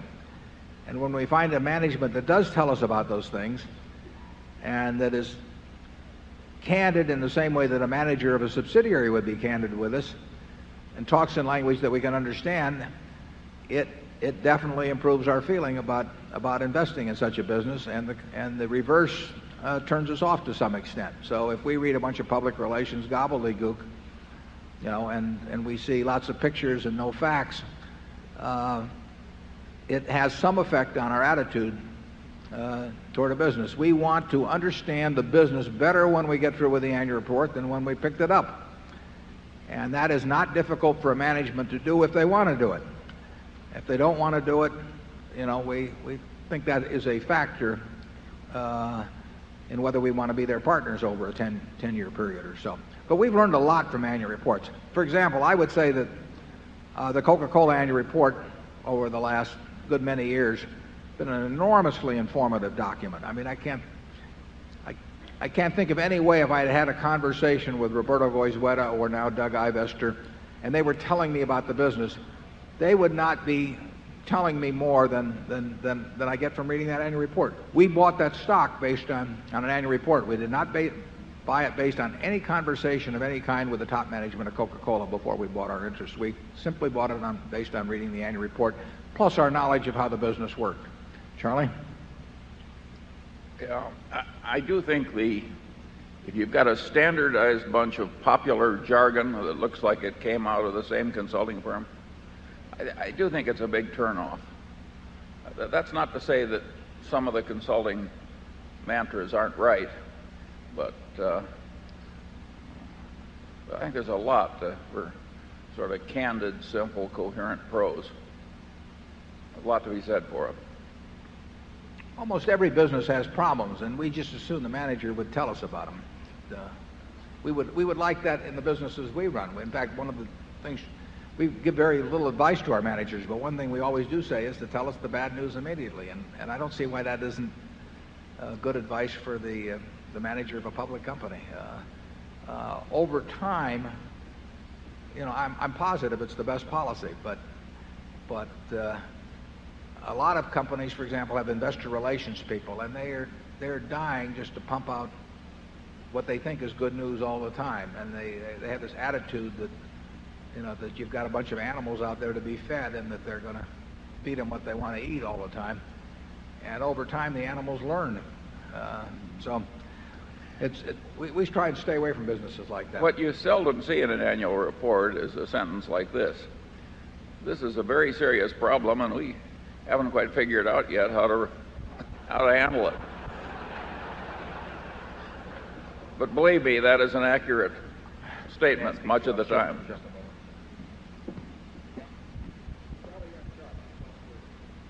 All right, zone 3.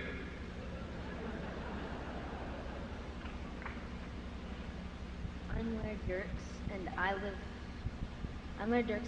in the area, and I would like to know what your prediction is for Coca-Cola's long-term growth versus Pepsi-Cola's recent efforts to increase their competitiveness with Coke. Yeah.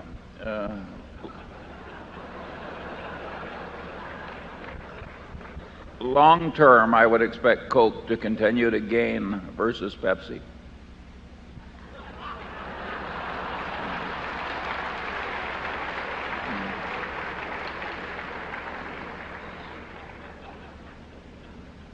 What has he been doing while I was gone? What'd you say, Charlie? I knew I was taking a chance.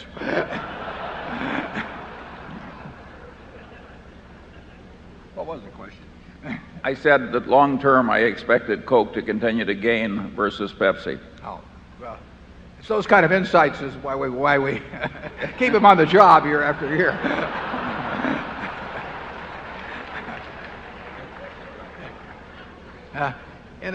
In a moment of particular confidence, he one time told me the same thing about RC.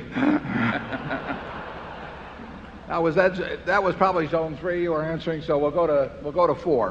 What have you got there? You got peanut brittle? Zone 4, please. Jason, Houston, Texas. My first question's on the quality of earnings and your evaluation of quality of earnings in the U.S. right now. And the second is what multiples should be put on asset gains, such as bottling, sale of bottling assets or reversal of merger reserves. Thanks. Yeah, well, taking the second question, for example, at Coca-Cola, where the bottling transactions are incidental to a long-term strategy which, in my view, has been enormously successful to date and which has more successes ahead of it. But in the process of rearranging and consolidating the bottling system and expanding to relatively undeveloped markets, there have been and there will be a lot of bottling transactions, and some produce large gains, some produce small gains. I ignore those in my evaluation of Coke. The two important elements in Coke are unit case sales and shares outstanding. And if the shares outstanding go down and the unit case sales advance at a good clip, you are going to make money over time in Coca-Cola. There have been transactions where people have purchased rights to various drinks. Coca-Cola's purchased some of those around the world. And when you see what is paid for 1 million or 100 million unit cases of business, and then you think to yourself that maybe Coke will add 1.5 billion cases a year, that's a real gain in value. It's a dramatic gain in value, and that is what counts in terms of the Coca-Cola Company. If you think the Coca-Cola Company is going to sell some multiples of its present volume 15 or 20 years from now, and you think there'll be a lot fewer shares outstanding, you've gone about as far as you need to go. But I would pay no attention to asset gains. I would just take those out of the picture. Now, as to quality of earnings,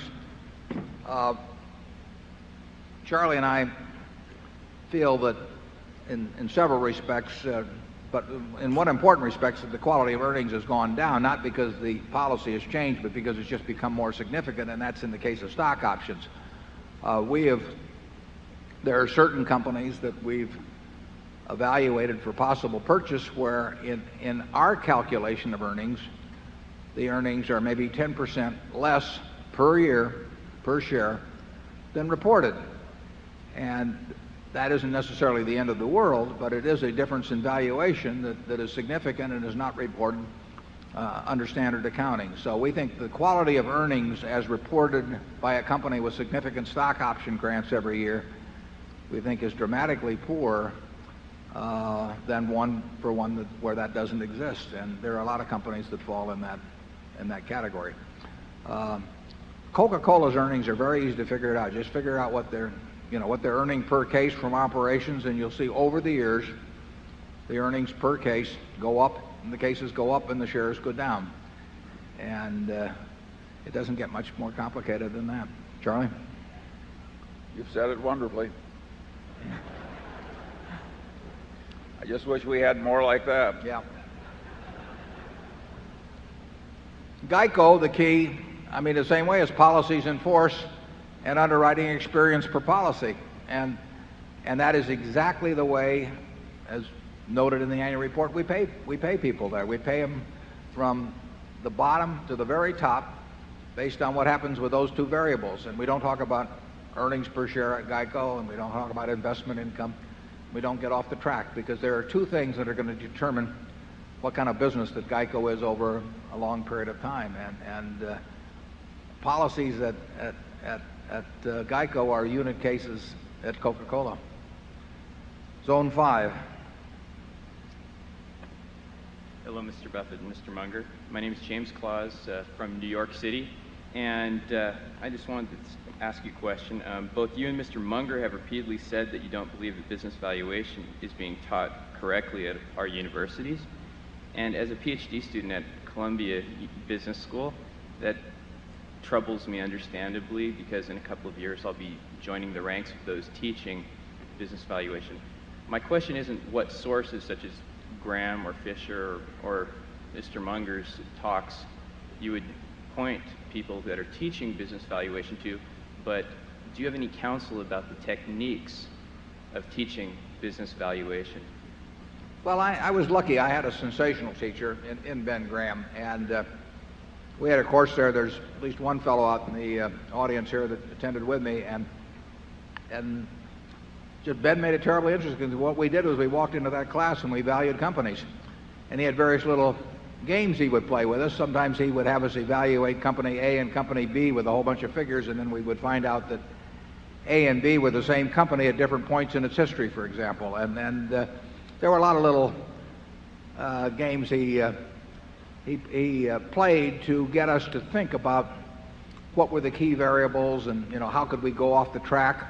I remember one time Ben met with Charlie and me and about 9 or so other people down in San Diego in 1968 or so, and he gave all of us a little true-false test, and we all thought we were pretty smart, and we all flunked. But that was his way of teaching us that a smart man playing his own game and working at fooling you could do a pretty good job at it. But I would, if I were teaching a course on investments, there would be simply one valuation study after another with the students trying to identify the key variables in that particular business and evaluating how predictable they were first, because that is the first step. If something is not very predictable, forget it. You don't have to be right about every company. You have to make a few good decisions in your lifetime. But then when you find, the important thing is to know when you find one where you really do know the key variables, which ones are important, and you do think you've got a fix on them.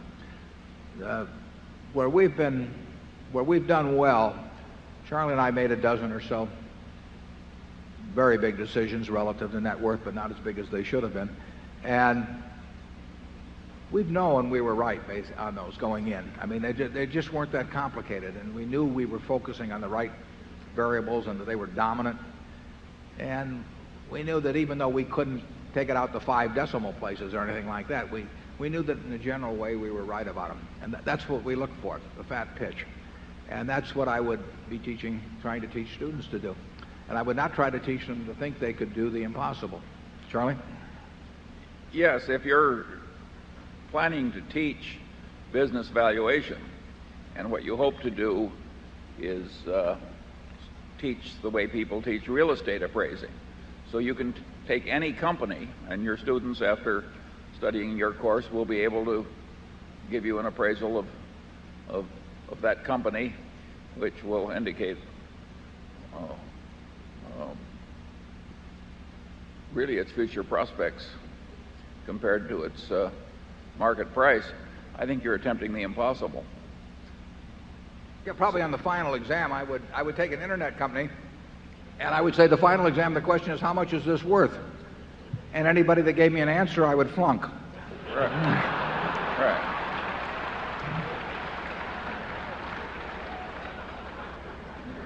Make grading papers easy, too. Okay, Zone 6. Good morning, Lawrence Balter, Carlsbad, California. Question for the two of you. There was an article, I think about last year in the New York Times that regarded Wesco as a Berkshire Class C share type company. And I'd like to know your comments on that. And the second question is, if I were to write you a check for the operating businesses that Berkshire owns, how much would it have to be? Big. Charlie is the resident expert on Wesco, so I'm going to let him address that subject. He gets very eloquent on this. Yeah, we always say that per unit of book value, Wesco is worth way less than Berkshire, and indeed the market is saying the same thing.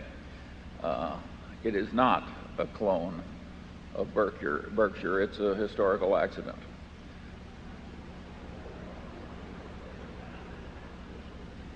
We want to do well, obviously, for Wesco. We own 80% of it, and we've got strong feelings about the people who are our partners there, particularly the Peters family, who, in effect, invited us in 20-odd years ago and trusted us to manage a big part of their money, in effect, by letting us buy control. So we've got strong fiduciary feelings about it.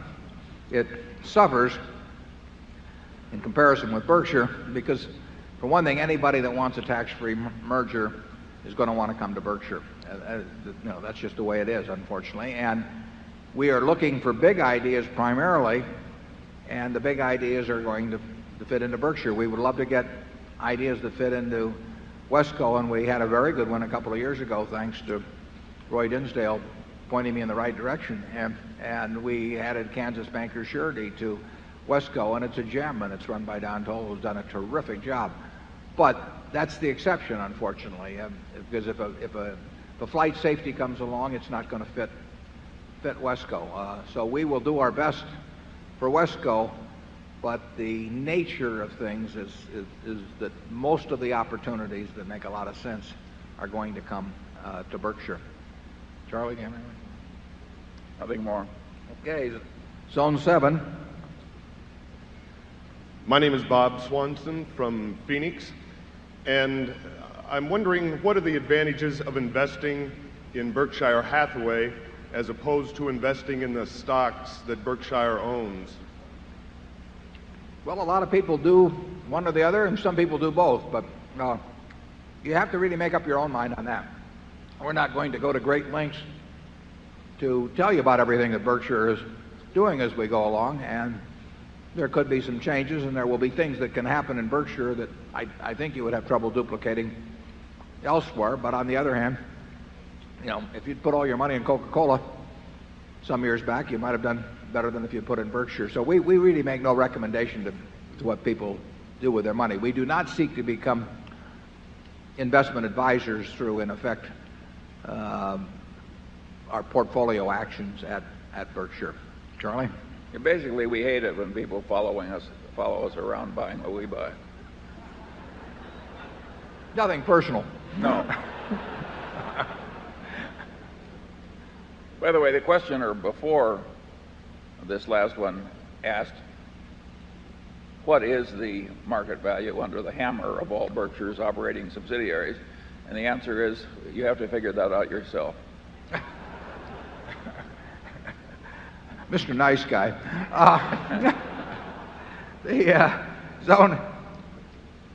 But we give you the information, incidentally, where your judgment on that should be about as good as ours. There's nothing mysterious about valuing the Buffalo News or See's Candy or Flight Safety or Dairy Queen. So you really have the same information we have in that. I mean, if there's material information that we aren't giving you about any important Berkshire subsidiary, we'd like to give it to you because we think you are entitled to have the information that enables you to value the various pieces. Because of the aggregate size of Berkshire now in terms of market capitalization and some of the positions we own, the smaller subsidiaries really cannot have that much effect. We love them just as much. I enjoy all of the businesses we're in, and I enjoy the people that run them. So we don't we don't differentiate in our attitude within the company, but in terms of the actual impact on the valuation of Berkshire, there are a number that really they just don't make that much difference in terms of figuring out whether Berkshire's worth X or X minus 1,000 or plus 1,000, because 1,000 now is over $1 billion in terms of valuation. $1 billion is still a lot of money. Area 8, please. Hello, Mr. Buffett, Mr. Munger. My name is Robert McCormick. I'm from Holdridge, Nebraska, and I would like to know how much you attribute the gains enjoyed by the stock market these past years to the baby boomer generation investing for their retirement. Yeah, I would say that personally, I would not think that has much to do with it. I think the two big factors well, there's three big factors. One is the improved return on equity, which was a fundamental factor that pushed stock prices up. Two is the decline in interest rates that pushed stock prices up. And then finally, stock prices advancing themselves brings in buying. It doesn't go on forever, but it creates its own momentum to some extent if you have these underlying factors that started to push it along. So I would say two of the three factors are fundamental, and the third is a market-type factor that bull markets do feed on themselves. And I think that you've seen some evidence of that. But I don't think that any specific, the 401k factor or whatever it may be was it by itself. But I do think money is pouring into mutual funds, for example, because people have had a very favorable experience with those funds. And that does bring investors along. People want to be on the train. Charlie? And I think, incidentally, many of them have very unrealistic expectations. Yeah, the general investment experience in the last, 18 years in common stocks has been awesomely high, I think, by any past standards now. Isn't that right, Warren? Right. Well, you've had, since 1982, you've had roughly tenfold in the Dow and probably similar in the S&P. And with a huge amount of money and with more participants all the time. And there are people coming into the market every day because they feel that they've missed the boat, or they're coming in heavier than they came in before simply because they've had a pleasant experience. And past experience does not mean much in terms of what you should expect from your investments. You will do well in your investments because you own or bought things at the right price and the businesses behaved well from that point forward. Well, you won't have 18 more years at 17 or 18% per annum. That I think we can virtually guarantee. Area 9. Hello. I'm Tubby Stamen from Palm Beach, Florida. I know you enjoy bridge very much. I know you play my late husband's convention. Tell me, how often are you able to devote to this wonderful game? How many times a week do you play other than the internet? I didn't get all of that, Charlie. How much bridge are you playing? Uh-oh. Yes. Well, we should put this in the annual report because it may be a material factor. I'm probably at least 10 hours a week, maybe a little more. I don't get any better by doing it either. It's rather discouraging, but it is a lot of fun, and it has to have come out of reading time. I don't think it's hurt Berkshire yet, but that may be because we're in a slow period generally. If the market goes down a lot, I promise to cut back on my bridge. Charlie? Yeah. Well, I probably play 3 or 4 hours a week, but I don't play on the internet. He plays a lot of golf, though. I confess, Charlie. Oh, yes. Yeah, we both spend about the same amount of time goofing off. I mean, if you want to know. Okay, Area 10. Yes, my name is Carrie Blecker, also from West Palm Beach, Florida.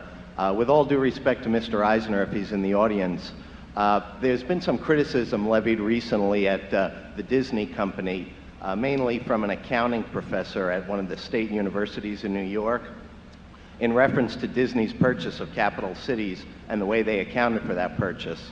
Basically, what this professor is saying is that Disney somehow created a slush fund and is charging the expenses to the merger to this slush fund rather than earnings. If you're familiar with this criticism, I'm wondering what you think of it. If you're not, are you familiar with the way Disney accounted for the purchase of capital cities? Yeah, I am familiar. Thank you. And actually, Abe Brilloff, who wrote that, is a fellow who in general I admire. Abe wrote me a letter not more than about 3 or 4 weeks ago and asked me to talk at a university where he teaches, and I wrote him back, and I told him I wouldn't be able to do it because it's not in proximity to where I'll be.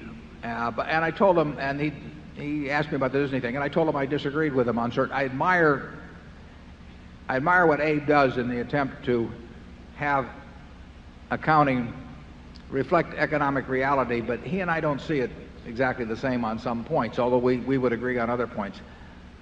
I don't think Disney is a very complicated enterprise to evaluate. I mean, when Cap Cities bought ABC, there were purchase accounting adjustments, and they tend to wash through to some extent. I mean, if you have programs that you're stuck on, you may write those down from what the previous carrying cost was. Maybe the previous management should have written them down too at that point. But I don't think that. I think with Disney, what you see now is what you get. Charlie? Yeah, I've got no great quarrel with the accounting at Disney. I think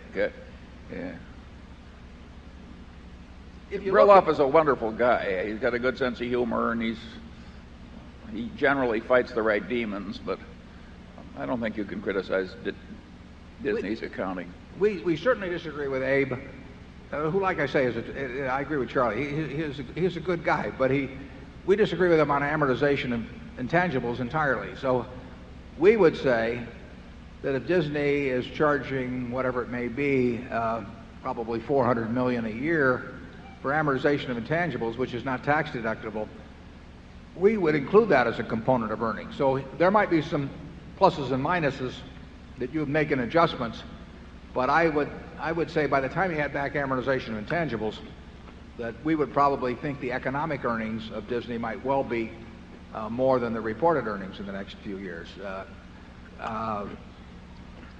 I think that the intangible amortization question, which the FASB is looking at now, I think it should be changed. I mean, I think it absolutely distorts economic reality, and I think that it influences whether people go to purchaser accounting or pooling, and they do all kinds of acrobatics to try and get pooling accounting. And it shouldn't make that kind of difference in reported numbers based on whether a transaction which has exactly the same economics is done through a purchaser pooling. But I have seen managements, some I know quite well, arrange to do things on a pooling basis that they think if they were private, they would do it on a purchase basis. And I think that's nuts.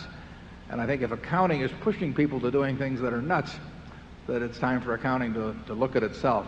I would say that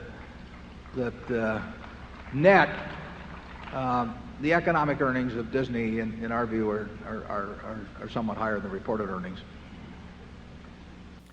Zone 11, please. Good morning, Mr. Munger and Mr. Buffett. My name is Prakash Puram from Minneapolis. There seem to be great values in the technology sector that meet most of your criteria, philosophy in investing, with the exception of the simplicity criterion.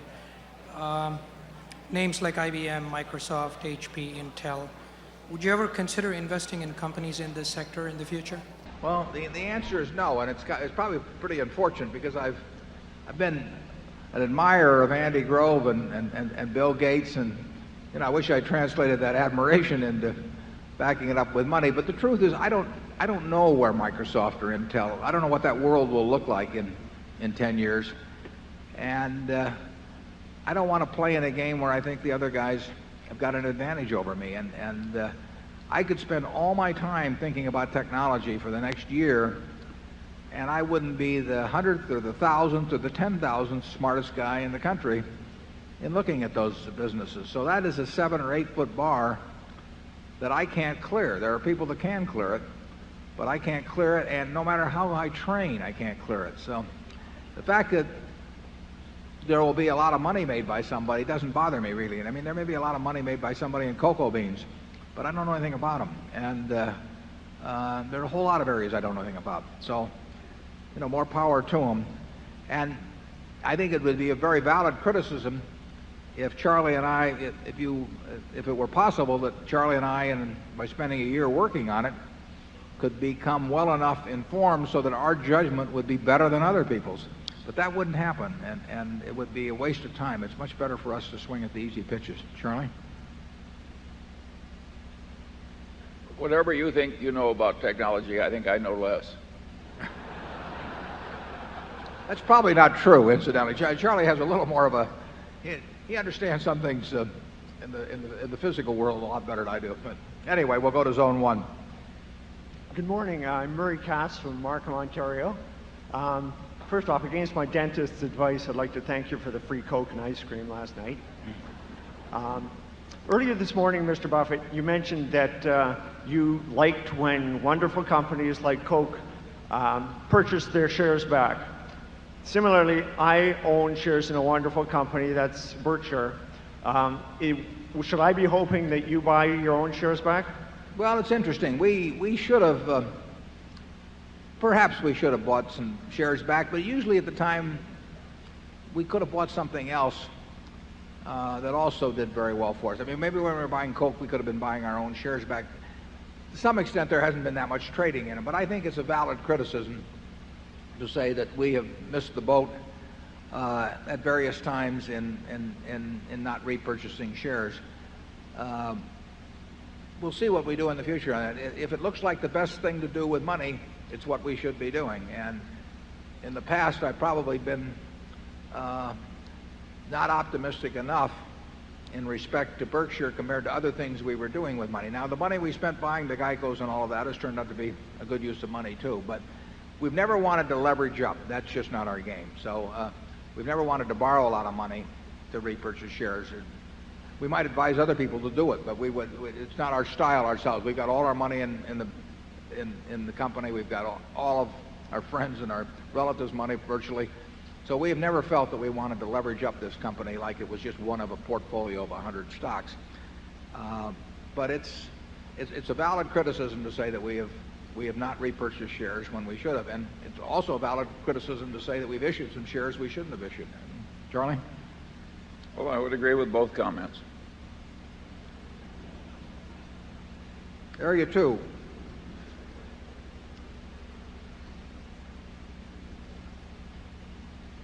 Fellow investors of Berkshire and Hathaway, Warren Buffett and Charlie Munger. I'm from originally China. Now I have a company in Michigan. I want to ask questions based on facts. I want to sell Coke, Geico, and a little book called The Wizard of Omaha, The Investment Philosophy of Warren Buffett in China, through all the villages, the cities, little towns. I want to make that a reality. Cheers. Cheers. Cheers.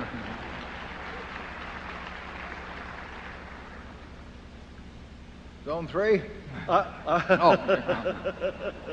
not asking a question. Oh, yeah, just warming up. Okay. Yeah. I will. They always tell me to get off the stage while you're in good shape, but I'll say it. I could quit, but you missed your chance. I'm an owner of Berkshire, and I spend 6% of my net worth to be engaged to Berkshire. Wise decision. I did better than, guess who? Bill Gates. I noticed Bill Gates and you were traveling on a slow boat in China. I want to go home on a fast train. You want me to cut me off? If you want me to cut out, fine. Up to the investors. I quit if you want me to quit. I come a long ways. Okay. I know I'm a problem for you. But I'm here for a reason. Because I made some money. I'm going on a train. A smile train. Yesterday, or the day before at the baseball, I asked Mr. Warren Buffett, have you heard of the smile train? He said no. I'm back here to respond. This is a smile train. Okay, we thank you, but I think that's your question. We better go to zone 4 on that. Thank you.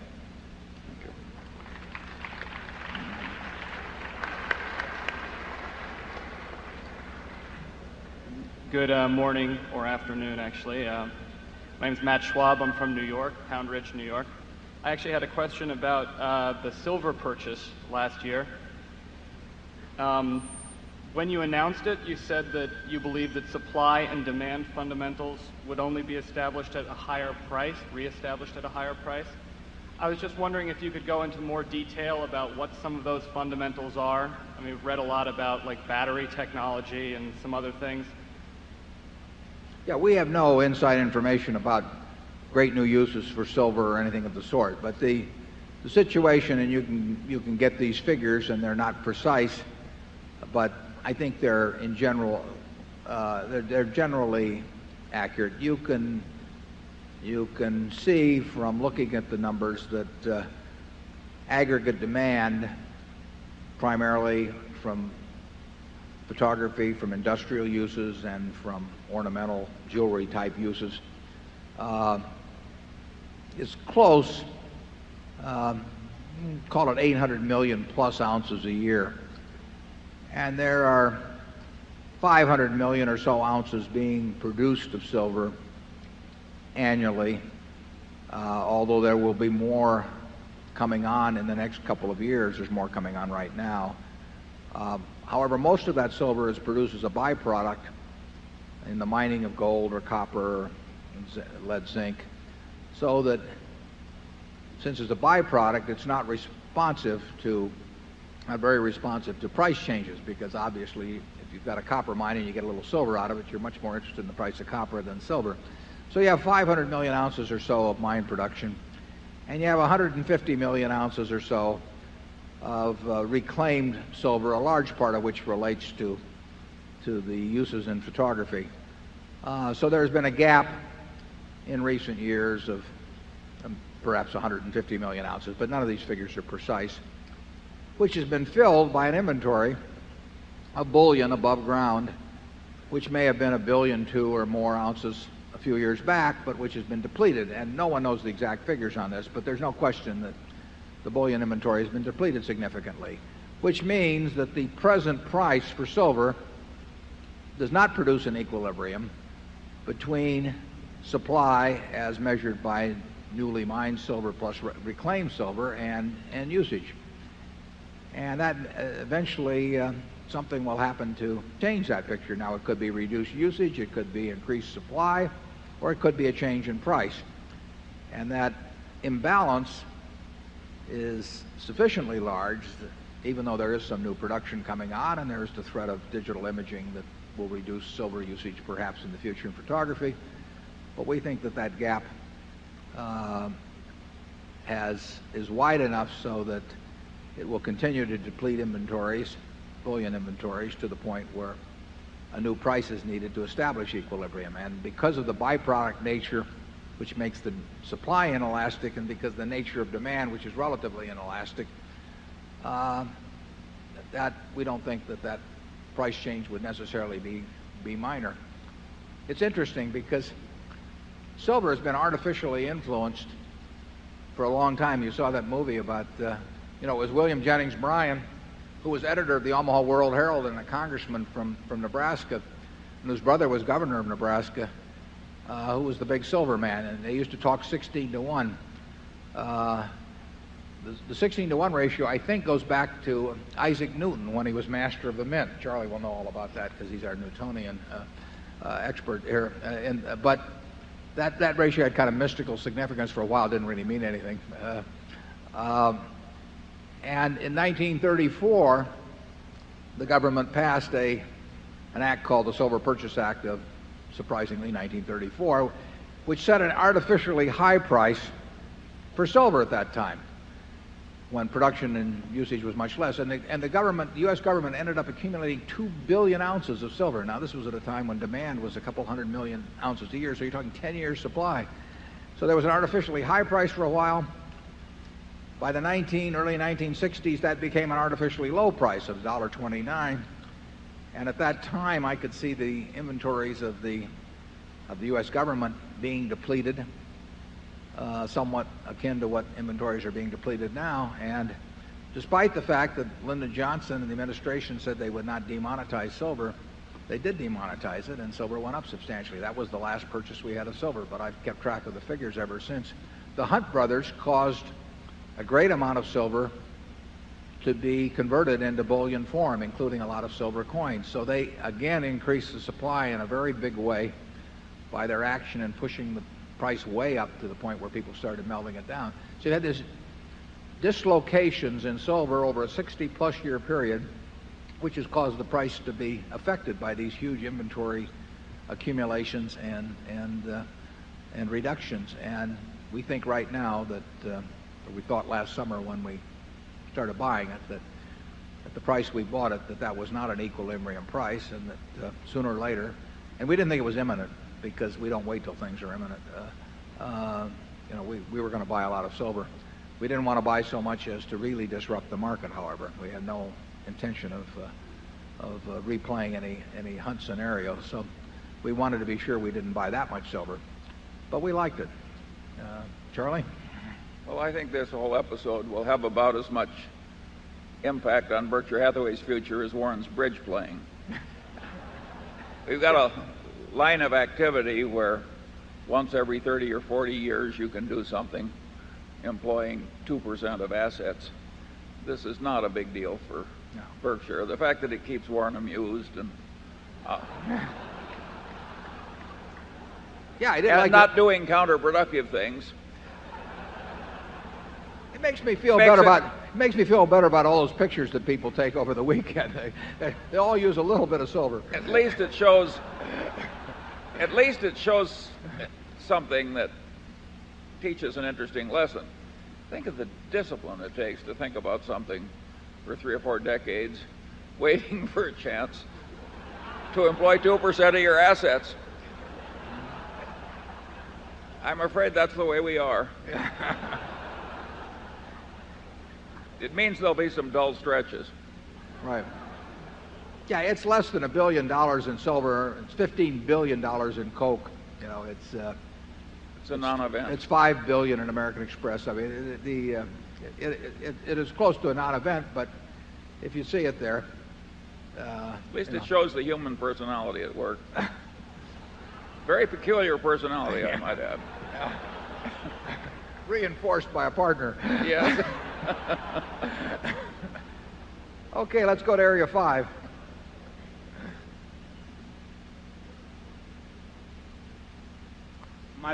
My family is a Class B shareholder. Thank you for issuing those shares. I have one observation and one question. Your Class B share is creating a new phenomena in this country. These baby shares are not only attracting my baby boomer generation, but also X generation and eco generation, your grandchildren. My question is, this next generation would like to hear from you, your investment discipline, your lifestyle, and your philosophy of contributing the wealth back to the society in a language they can understand and communicate back to their friends when they get back to school on Tuesday. Thank you. Thank you. Well, I appreciate that, and I would say the only speeches I give, I get a lot of requests, perhaps because I don't do them. But I get a lot of requests, including from a lot of our managers in terms of trade conventions, all kinds of things. The only groups I talk to are students, and I try to talk to college and university students, although I've talked to high school students too, whenever it fits in terms of travel schedules. And I just think that if you're going to spend your time with groups talking, that rather than entertain people, that it probably is better to talk to the group who talked about it. And Charlie and I are never reluctant to talk, so we do it. Charlie has given a couple of talks. One I sent you a few years ago from USC, but there's been another one recently that I think everybody would profit by reading. So it was reprinted in the Outstanding Investor Digest, but if you write Charlie, I'm sure he'll send you a copy. Area 6, please. Hi, my name is David Osterbahn. I'm from Kalamazoo, Michigan. This is a hypothetical question about Berkshire. It's going to take a little imagination, I think. The scenario is as follows: that the U.S. Justice Department makes a ruling that Berkshire must split into two parts immediately. You and Mr. Munger must decide which part to keep. You can either choose your marketable securities, Coke, Gillette, Disney, etc., or you can choose your insurance and private businesses. Which one do you choose and why? Well, that's an easy question for me. I would choose the operating businesses anytime because it's more fun. And I have a good time out of the investments too, but I like being involved with real people in terms of the businesses where they're a cohesive unit that can grow over time. And I wish we owned all of Disney or Coca-Cola or Gillette, but we aren't going to. So if I had to give up one or the other, I'd give up the marketable securities. But it's not going to happen. So we're going to be happy in both arenas, and I look forward to being in both arenas for the rest of my life. Charlie? Well, I'll be in a hell of a fix if I'm not in the same arena. We'd both be in a hell of a fix. Yeah. Area 7. Yes, hello to Mr. Munger and Mr. Buffett. My name is Jerry Gonzalez from Plantation. My question is, what are your recommendations of Berkshire Hathaway if Charlie Munger were in charge, or your third man in charge, your third man, which I think you said, it's the CEO of Geico. What are your recommendations? If Charlie Munger were to be in charge fully, 100%, or your third man, the CEO of Geico. Well, in due course, this corporation will have a change in management. I'm afraid we have no way of fixing that. But we do not, apart from making sure we've got good options and having some system in place, we are not obsessing about a future management yet. No, well, the director... Warren plans to live almost indefinitely. Absolutely. Although I must say, at my last birthday, somebody asked me how old I was. I said, well, why don't you just count the candles on the cake? And he said he was driven back by the heat. So, but we're not going to leave willingly. And the directors know who, and they have a letter that says who we think should be the ones to succeed us at both the operating aspect and the investment allocation aspect, and that those letters can change over time as we keep hanging around. But I don't worry about the fact that 99% plus of my estate will be in Berkshire Hathaway stock, or that a foundation will eventually receive that stock. So it doesn't bother me in the least. I can't think of a place I'd rather have it. And that includes my appraisal of the managers that we have who can step in and do what Charlie and I do, and who knows, one of them may even understand technology. I think this place would have very respectable prospects if the top 25 managers all drop dead at once. Well, that's not an experiment we intend to pursue. No, but I see no reason to think it wouldn't continue to do quite well. Right. It's been lovingly put together to have a certain margin of safety. We actually, if we have a choice, it's number 3 through 23, though, that we're 25 that we're interested in. Okay, Area 8, please. This is Raul from Walnut Creek, California. Thanks, Mr. Buffett. thanks, Mr. Munger. Thanks for your great company. Wish I had known about it 10 years ago. You are not only the greatest, but the most honest. I want to commit 99% of what I have to Berkshire Hathaway, and I will. The question I want to ask is, how do you calculate the intrinsic value of the company? And based on intrinsic value, to me, Berkshire Hathaway looks a great bargain at these prices, especially based on look-through earnings. Is that true? And one last question I want to ask, just for fun. What do you think about telecom IPOs like Quest, USLEC? They seem to pop up 50% at opening. Does it make any sense to invest in these? Thank you very much. Charlie, you want to tackle that one? I didn't follow that all. Intrinsic value, we give you the facts and you make your own conclusions.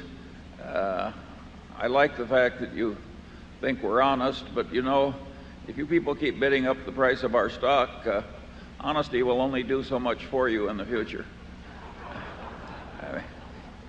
Yeah, we've never been tested. I mean, Yeah.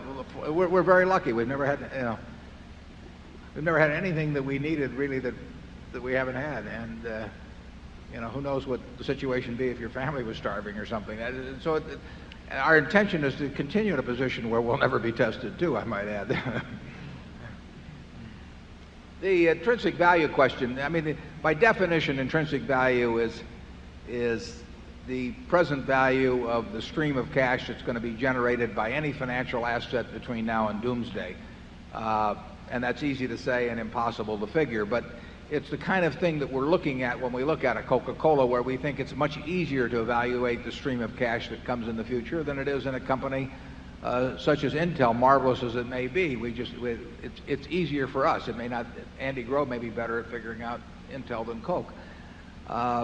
And in Berkshire, it is complicated by the fact that we have no business that naturally employs all of the capital that flows to us. So it is dependent to some extent on the opportunities available and the ingenuity used in when that cash pours in, as it does. Some businesses have a natural use for the cash. Actually, Intel has a good natural use for the cash over time as they've expanded in their business, and many businesses do. But we do not have a natural use. We have some businesses that use significant amounts of cash. Flight Safety will buy a lot of, build a lot of simulators this year, and they cost real money.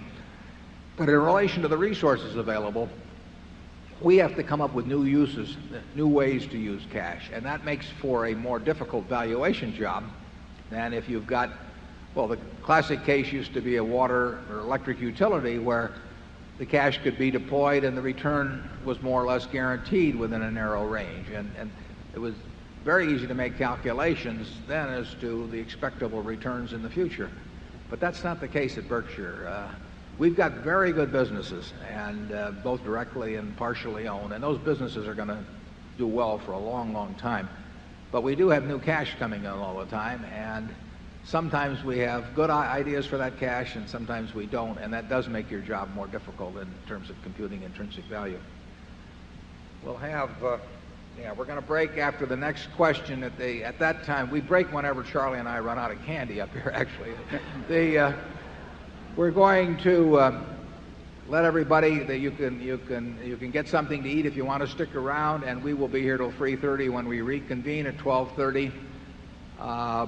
And those of you who have been with us this morning and have had enough, we thank you for being here this weekend. We've had a terrific time with you, so I'm very appreciative of that. Let's have a question from Zone 9, and then we'll go to lunch. Good morning. My name is Frank Jervich. I'm a shareholder from London, Ontario, Canada. My question is for Mr. Munger, and it concerns his models. And the question specifically is related to market valuation. I know I'm not going to get a prediction, that's not your bag. What I'm curious about is there any specific touchstone models that you reflect upon and trying to gain perspective at these markets where the historic valuations are quite high? And why do you draw on those models? My second question is for Mr. Buffett, and it relates to taxation. If you were able to trade your portion of your portfolio, at least in a tax-exempt fashion, like 401k plans or in Canada, the RSP plans, would you possibly trade more actively? Charlie, you want to answer yours first? Yeah. Well, the Munger system for dealing with reality is to have multiple models in the head and then run reality against multiple models. I think it's a perfect disaster to look at reality through just one model or two. There's an old proverb that says, to the man with only a hammer, every problem looks pretty much like a nail. And that is not our system. So I can't sit here and run through all the models in my head, even though there aren't that many. But multiple models is the game. The question about taxation, it would not, if we were running Berkshire absent a capital gains tax, I don't think it would make much difference in what we do. I don't think it certainly wouldn't make a difference in causing us to trade actively. That we own the businesses we want to own. We don't own them because taxes have restrained us from selling them. And as I mentioned earlier, I'm fairly sure we'll pay at least $1 billion in income tax this year. We might not, but it looks that way to me, that we'll pay $1 billion. And I could do things that at least deferred, and I certainly could do things by doing nothing that avoided paying that $1 billion in tax, or a good bit of the $1 billion, call it $800 million of the $1 billion. But that is not a big factor with me. It's never been a big deal with me. I paid my first income tax when I was 13, so I guess I got brainwashed at the time, and it doesn't bother me a lot to be paying taxes. I think personally I'm undertaxed in relation to what the society has delivered to me. And I don't send along any voluntary payments to the IRS. I want you to understand. But I really do. I mean, there's nobody I want to trade places with, and because their tax situation is better than mine, and so it would not increase the activity. I've been asked to take one more question from Zone 10. I'm not sure why, but maybe because they see that I still have candy up here. So Zone 10, please, and then we'll break. Mr. Buffett and Mr. Munger, my name is Sanjeev Mirchandani, shareholder from Boston. First of all, thank you to both of you for everything. I have two questions. For you, Mr. Buffett, you obviously have filters that you apply on selecting people as you do on stocks. Can you tell us a little bit about what those filters are? Filters on people? Yes, in selecting, you have an ability to motivate people who have a lot of money to keep working. What do you look for to figure out who those people are? Well, that is a key question, because when we buy businesses, we don't have managers to put in them. I mean, we're not buying them that way. We don't have a lot of MBAs around the office that we're... Thank God. Yeah.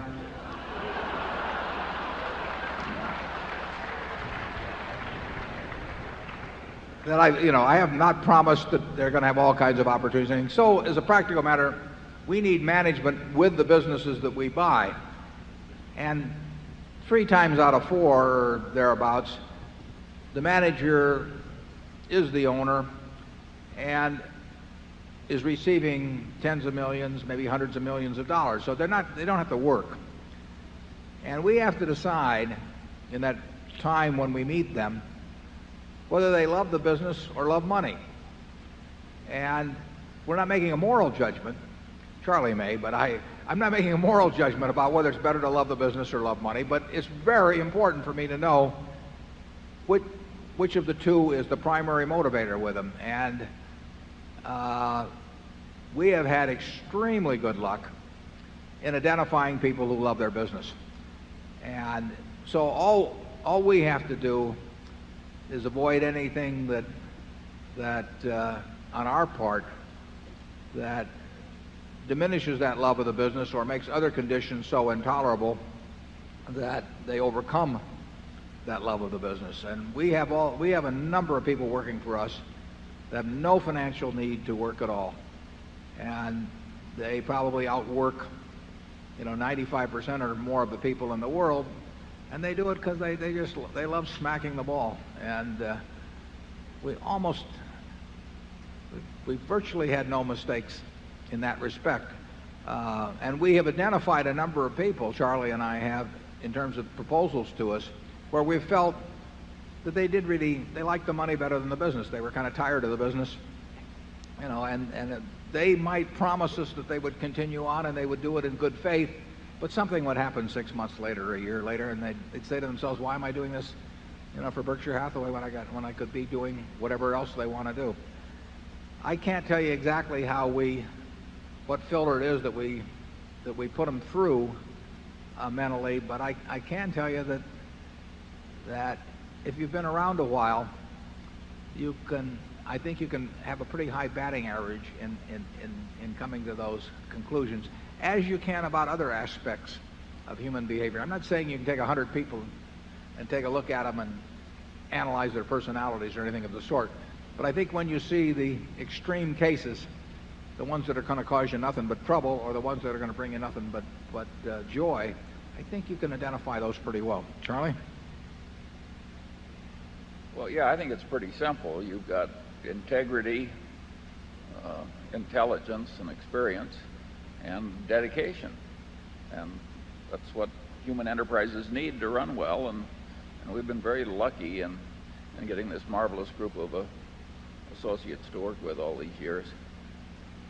It would be hard to do better, I think, than we've done in that respect. Look around this place. I mean, and particularly you young people, look around this place. Look at how much gratification can come into these lives which have been mostly spent in deferring gratification. It's a very funny group of people, you shareholders. Well, on that note of self-congratulation, let's go have lunch, and we'll be back in half an hour.